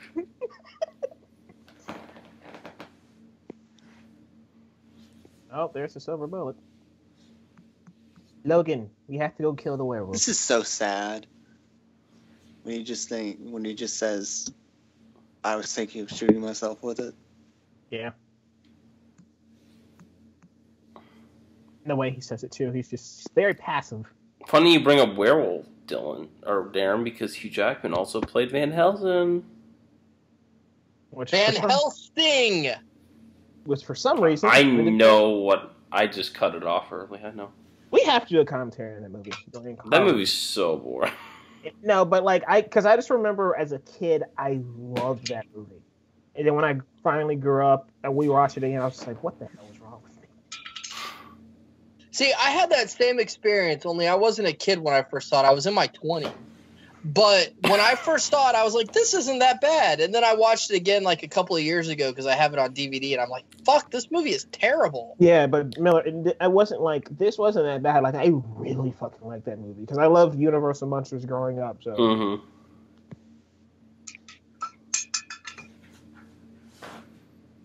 Well, and it does good. It does well being a Universal monster movie. What it doesn't do well is just being a good movie. Yeah. Has she said yet about her being a bad person? Like she killed bad people? No. I don't think so. That conversation... I think he's, like, fully awake when they have that conversation. Because that conversation is pure gold. I think that's great writing.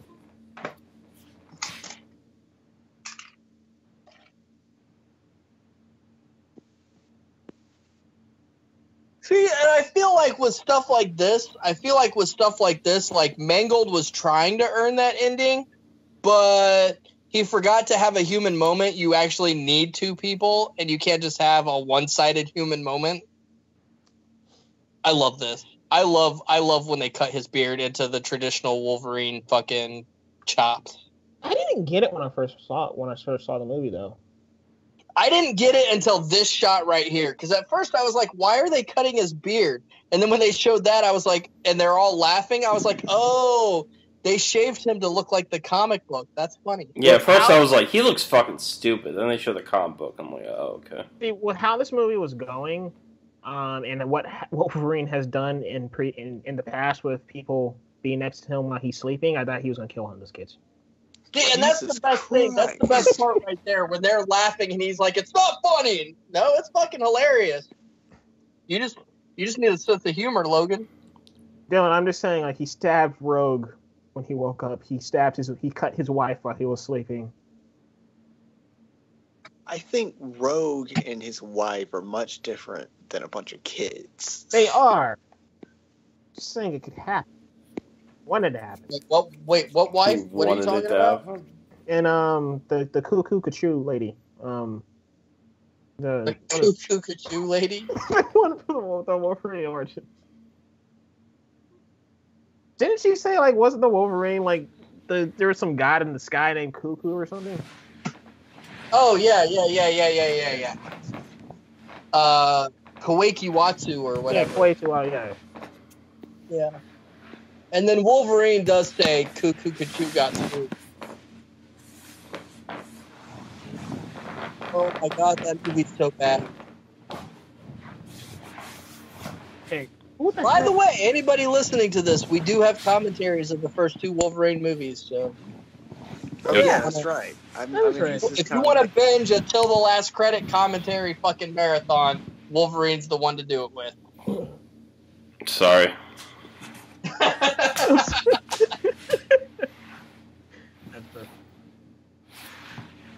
That was grade A delivery right there, really. Thank you. This is kind of capping off our little Wolverine commentary trilogy. Fucking Humvees in the 70s. God damn it. Yeah, you guys should definitely go watch our X-Men Origins commentary. It's kind of cringe because of what our name was back then, but yeah, we were in the beginning stages. Now it's not beginning stages. But honestly, the commentary is pretty good. What's cringe is every time you say the word fucking cringe. Okay, everybody shut up. This is. I think this is honestly the saddest moment in the movie, when he's looking at them outside the window. That's sad. And that's heartbreaking.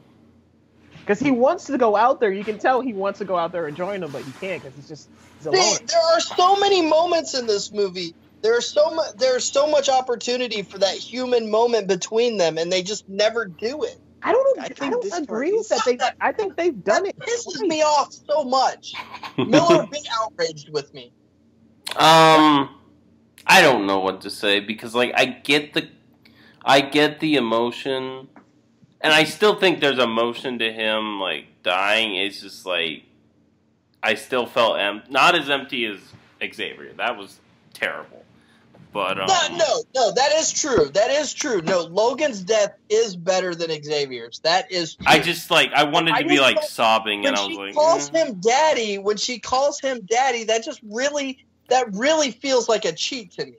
I don't know. I think it just depends, I can see where you're coming from. Yeah. Because she obviously cares about him, and he obviously cares about her. It's just they can't say it. That's not who they are. They're not like preachy, tender. Give me a hug. That's not who who either of those characters are. I thought the connection worked. I just didn't think it was He had that, but he had that human moment with Rogue. Why can't this is 20 years later where he's broken and everyone he knows is dead. Will's family is probably like, what is he yelling about at 2 in the morning? And because I think their moments are when they're shouting at each other. That's what those two call tender, or those two call like our family moment.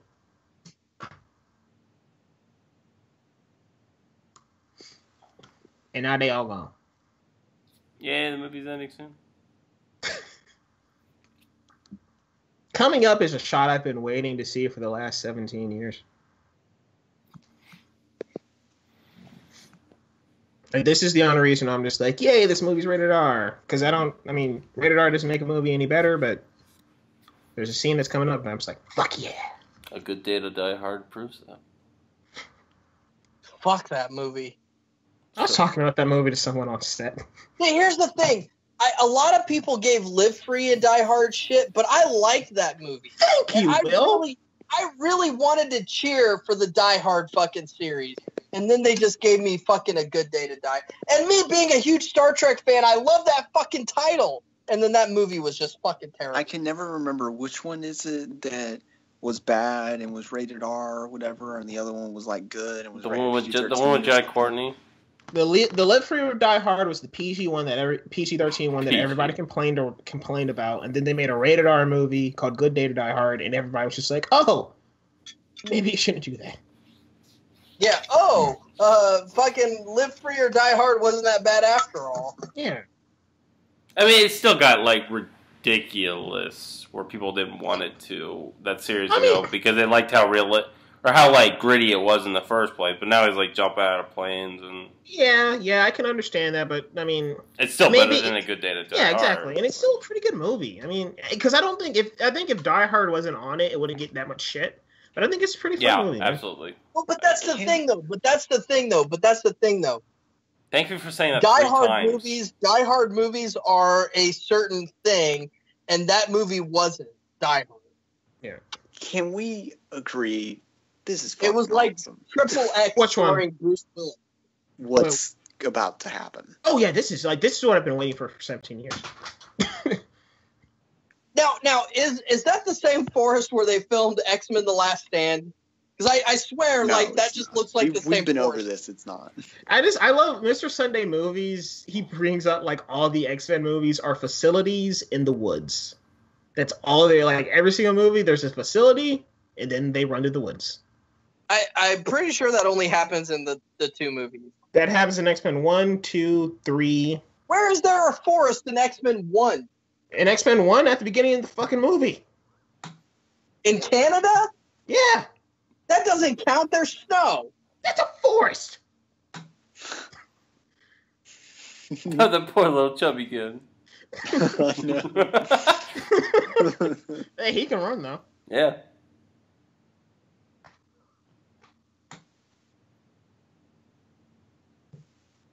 Kind of feel bad for this guy.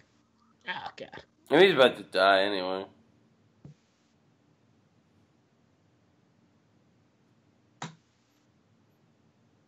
I promise you this is the same fucking forest where they filmed the last scene.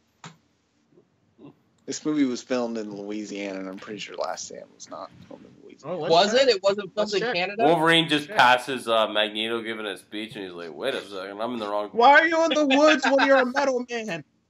What sense does this make? We really fucked up the timeline. Did those guys just explode? Pretty much. I forget a lot of the violence in this movie. Here we go. Berserker mode. Yes. My theater we all nuts at this part. So fucking awesome.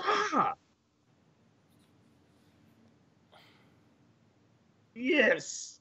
I mean, it is a little choppy, but I still like it. Now I love how it's all one shot. Yeah, or made to look like it. Oh yeah, sure. That's one thing. Like when people leading up to this movie, when they announced that this movie would be rated R, there were a lot of people like, "Thank God, we'll finally get Berserker Wolverine." And I was like, "What are you talking about? We got Berserker Wolverine in X-Men 2." And then I watched this movie, and I was like, "No, we did not." Like that is one thing about this movie that I was like, "Oh my God." we got close. Like we got a taste of we it got in X-Men close. 2. Like, yeah, but this is full on fucking Marvel Knights fucking Yeah. Wolverine. But I mean, I can say like in X2 for the PG-13 rating, it was done really well. Yeah, and also And it is. But then you watch this and you're like, holy fuck. And I like that scream when he's like kneeling down the tree. It's not like it's triumphant, but at the same time it's painful. It's just he's just letting it all out.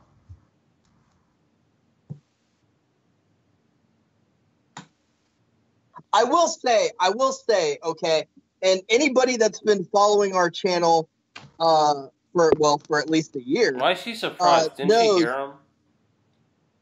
I mean, she's just happy. That I was worried about how young they made X-23. I thought that they were going to ruin that character. They so did not ruin that. I love how fucking brutal she is in this movie. Yeah, they shot X-28, X-Men 3. And like that. Oh my god, that's great. I love that. Yeah. I think they just reused the shot. She is my favorite part of this movie. But yeah, they shot at X-Men The Last Stand in Vancouver. Where's this? Yeah, none of this movie was shot in Canada, so. Oh, Vancouver's in Canada. So this was shot in Vancouver, not No. Last Stand was shot in Vancouver. None of this movie was shot in Canada. Where was this shot? Louisiana. Oh, okay. Open your fucking ears, Miller. I did not hear Louisiana. I knew X3 was shot in Vancouver. That's why I was like, wait a minute. If this was shot in Vancouver, I swear to God, that's the same forest. But I kind of like in this. I kind of like. I guess fucking trees are trees.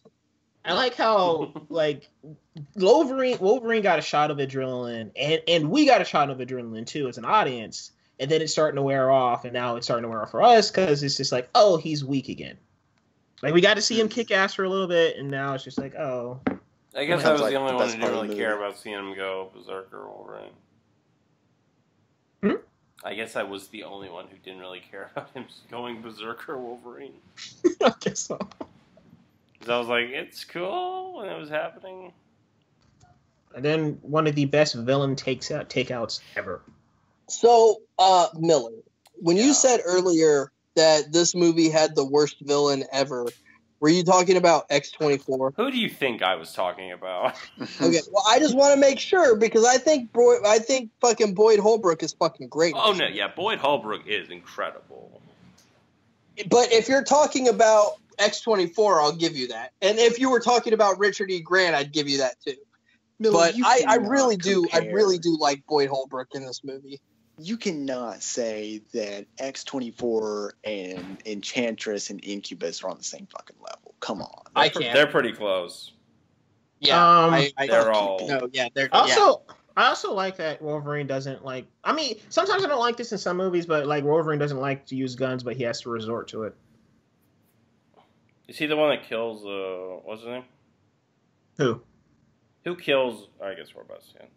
Richard E. Grant. Yeah, that's Wolverine. When Richard E. Grant's fucking monologue. He does it. I feel like I don't think X-23 doesn't have a significant kill in this movie. She just kills fucking henchmen. That is every single kill she makes is almost significant. I mean, she kills X-24. I get it. Well, yeah, because adamantium bullet somehow stops your healing factor. But when your healing factor is weakened by adamantium poisoning, I definitely see that. Yeah, my excitement in the final battle. It doesn't stop his healing factor. He had to be healed with the fucking juice that they were giving him. That's how he was being healed. My excitement in the final battle. Oh, so X-23 doesn't have a healing factor? What? No, wait. Okay, so I don't get it. No. Hold on. No. The adamantium has been poisoning Wolverine since they put it in him in the 70s. Okay, Mm-hmm. Because it's been poisoning him, his healing factor has been constantly 24/7. No. So the healing factor is burned out. So that because his healing factor is burned out, they're giving him the medicine to boost it. Oh, I know He's that. talking about X-24.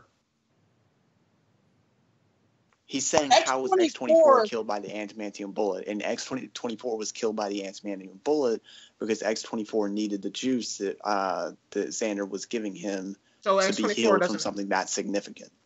Oh, okay. No. No, that's bullshit.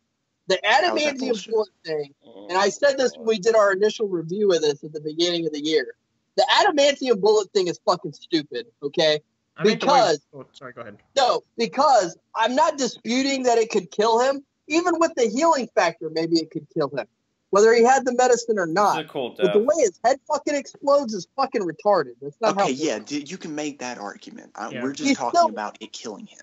I think the way Dylan explained it actually makes sense.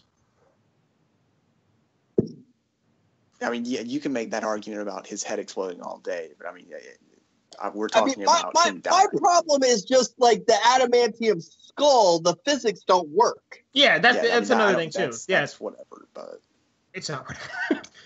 I think it's whatever. I did not have a problem with it. I don't care. I don't really care. It was cool. I'm glad the kids got to kill him. Yeah, me too. Like, you fucked up our childhood, Uncle Tom. Oh, so I got to kill X-24. Yeah, me too. See, I want to see these kids like team up again. That's kind of fun.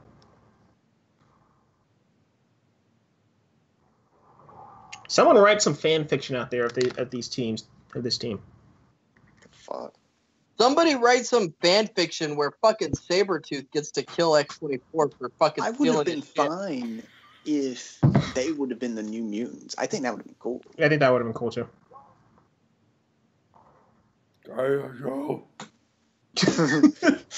Interesting comic book trivia. Okay, interesting comic book trivia.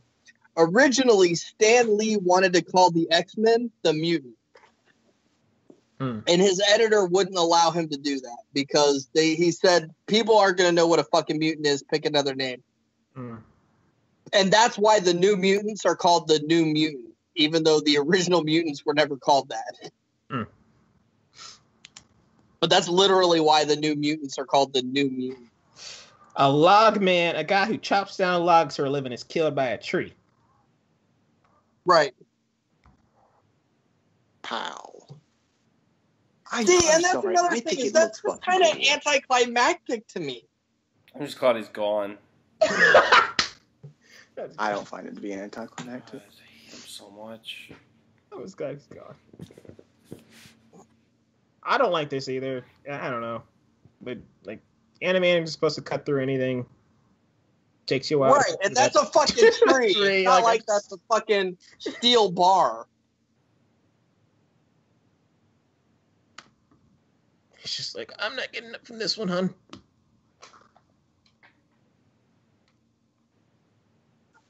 I cried even on the third time when I watched this movie. This is going to sound weird, Dylan.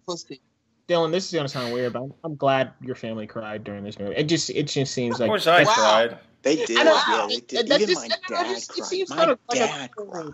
Dylan cried on the third time. I didn't even cry on the first one. Like, come on. It just seems like a cool bonding moment between... And I don't... But they didn't earn it. I think for some people, yes, this is kind of emotional. Especially, like, there are some people who walked into this movie expecting a very typical comic book movie, and but the hero dies at the end, and you're just like, see, and that's the thing. Like, I expected a very atypical comic book movie. I expected James Mangold to recognize what went wrong with the Wolverine and fix it, and I don't feel like he did. A lot of people liked Wolverine. I like the Wolverine too, and I think... I like the Wolverine. I do. I like the Wolverine. The first two acts. This one definitely has the third act I was wanting from the Wolverine. Something grounded. Daphne King's something grounded, Come on. except for a retarded fucking clone. Hey, the clone... I will say the clone's... Wait. Never mind. You guys are going to tell me that the kids in It gave a better performance than this right here? Yes. Yes. Fuck you. I don't know. Those I just didn't cry. Those kids were very objectively naturally wrong. Fuck off, Dylan. I used to be fucking 13 years old, okay? And we were those fucking It kids. Hold on. Let's just wait for the. And I'm not. I don't want anybody to think I'm not taking away from Daphne King. She's amazing, but no, it's the I end think of the movie. Right. I get what you're saying, Darren. Yeah, you don't have to explain. Okay. This is just the perfect wrap up. Yeah. To this movie, and it just all comes full circle. I agree. This movie doesn't deserve a better wrap up than this. Way to go, Will. Jeez. I wish I thought about that. Coming in with that backhand. It's cool. It's cool that it's cool that the X thing wasn't in the script, and that they came up with that on set. That was pretty cool. That was not in the script. I thought no, one of his writer friend. I thought another screenwriter. He said, "Let's turn it around." Because that honestly, that is like the perfect end, like shot. Like that is one thing that I was like, "Oh my god, I love that last shot." Yeah. That we're about to here comes right how here. How it just lingers. But I mean, I am curious to see what their story moving forward is. I mean, if we never see it, I'm fine. But it is something that I'm curious about. And that it's an afterthought. Like she goes to leave, and then she's like, "Wait a minute, this is wrong." Yeah, and that's his symbol. Like that. Like he dies. He does die in X-Men, and that's like if Wolverine doesn't have anything else in his life, he has that. He is an X-Men. Right. No, I think honestly, out of all the gripes I can make about this movie, this is fucking perfect. Yeah. Like everything about this is perfect. In my opinion, I think this is one of the best shots in a comic book movie. It is. Oh yeah. Well, yeah. To be honest, any movie. Dylan, we got to make that list, buddy. I just thought about that. We have to make that list. And there we are, Logan. Oh, so, who has not watched the black and white version yet? Miller, you said you didn't. I didn't either. No. Okay, what did you guys think of the black and white version? It was cool, but I much prefer the color. I don't care either way. I can watch the movie. Yeah, it doesn't make or break the movie. It's just there are parts in the movie where I was like, oh, the black and white looks really nice. Other parts where I'm like, I'd rather be watching this in color. See, and I totally get that. Like, when I first bought this on Blu-ray, the first thing I did was watch the noir version. And after I watched it, I was like, you know what? I'm really glad I watched it, but I'll probably never watch it again. And I have watched it once since then. Since you said I think what's this Johnny Cash song called? When the Man Comes Around? Yeah. Hear the sound, hear the dun. It was kind of weird watching the movie. I think Miller brought this up too when we first reviewed it. This song was a little too upbeat. Yeah, it should have been heard. The first time I watched it, it felt jarring, but then once I listened to it, I was like, I get it. I can see that too. But yeah, when I first saw it, I was just like, it's just weird, just a switch of emotions. But so Miller's hosting, so close this out, dude. Are we staying for the credits? Well, actually, does anybody have final thoughts? I like this movie a lot better watching it again. I still have my problems with it. I still don't think this is a flawless masterpiece. I still don't think this is the best movie of 2017, but still fucking good, man. It's still really good. I'm glad we got X-23 was strangling me. X-24. But yeah, I'm glad we got a movie like this. It's awesome. I love watching it. There's a lot of subtext and things you can pick apart in this thing that you can notice every single time you watch it again. So yeah, still good. Will?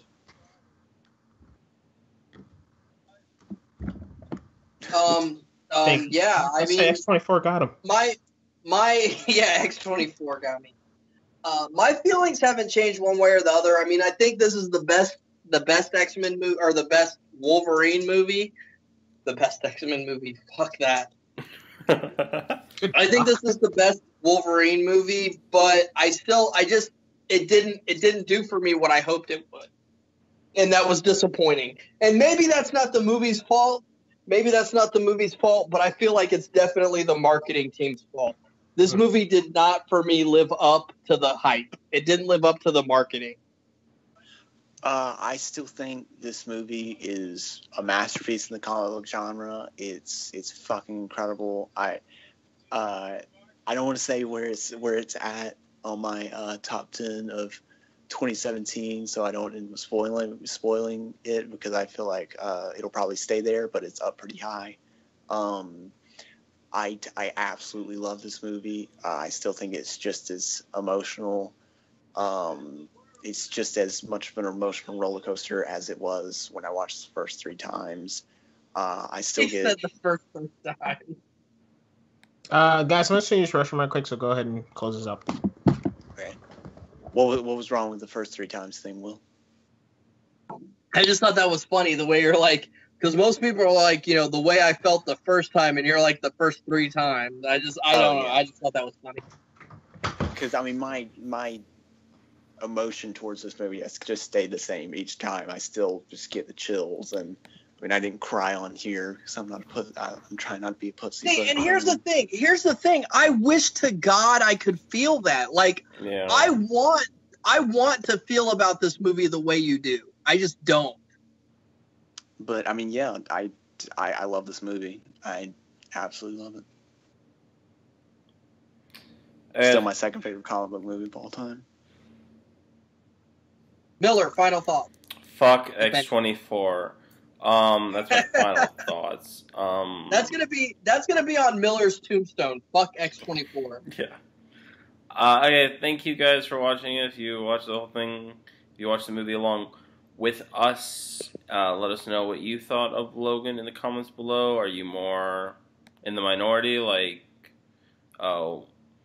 Will and I are more so, or are you with Dylan in that it's just an amazing work of comic book movie genius? And we are definitely in the minority. Like, the majority of the audience seems to have really enjoyed this movie. Yeah. Go James Mangold. I'm interested to see what James Mangold does after this. Yeah, that'll be interesting. I'm interested, honestly, to see if he comes back to the X-Men universe. Like, would anybody like to see him direct a proper team movie? Like, I mean, I think him doing a movie on the mutants that fled to the border, I think that could be cool. An X-23. and he has talked about that. To be honest, he's talked about Yeah, doing. he said he wants to make a X-23 movie. So Yeah. I feel like that'll be the next movie that Fox announces after Deadpool and all comes out.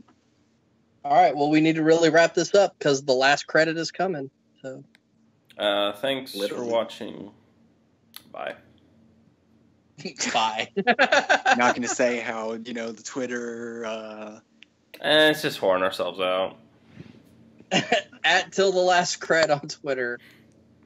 TillTheLastCredit.com also. There we go.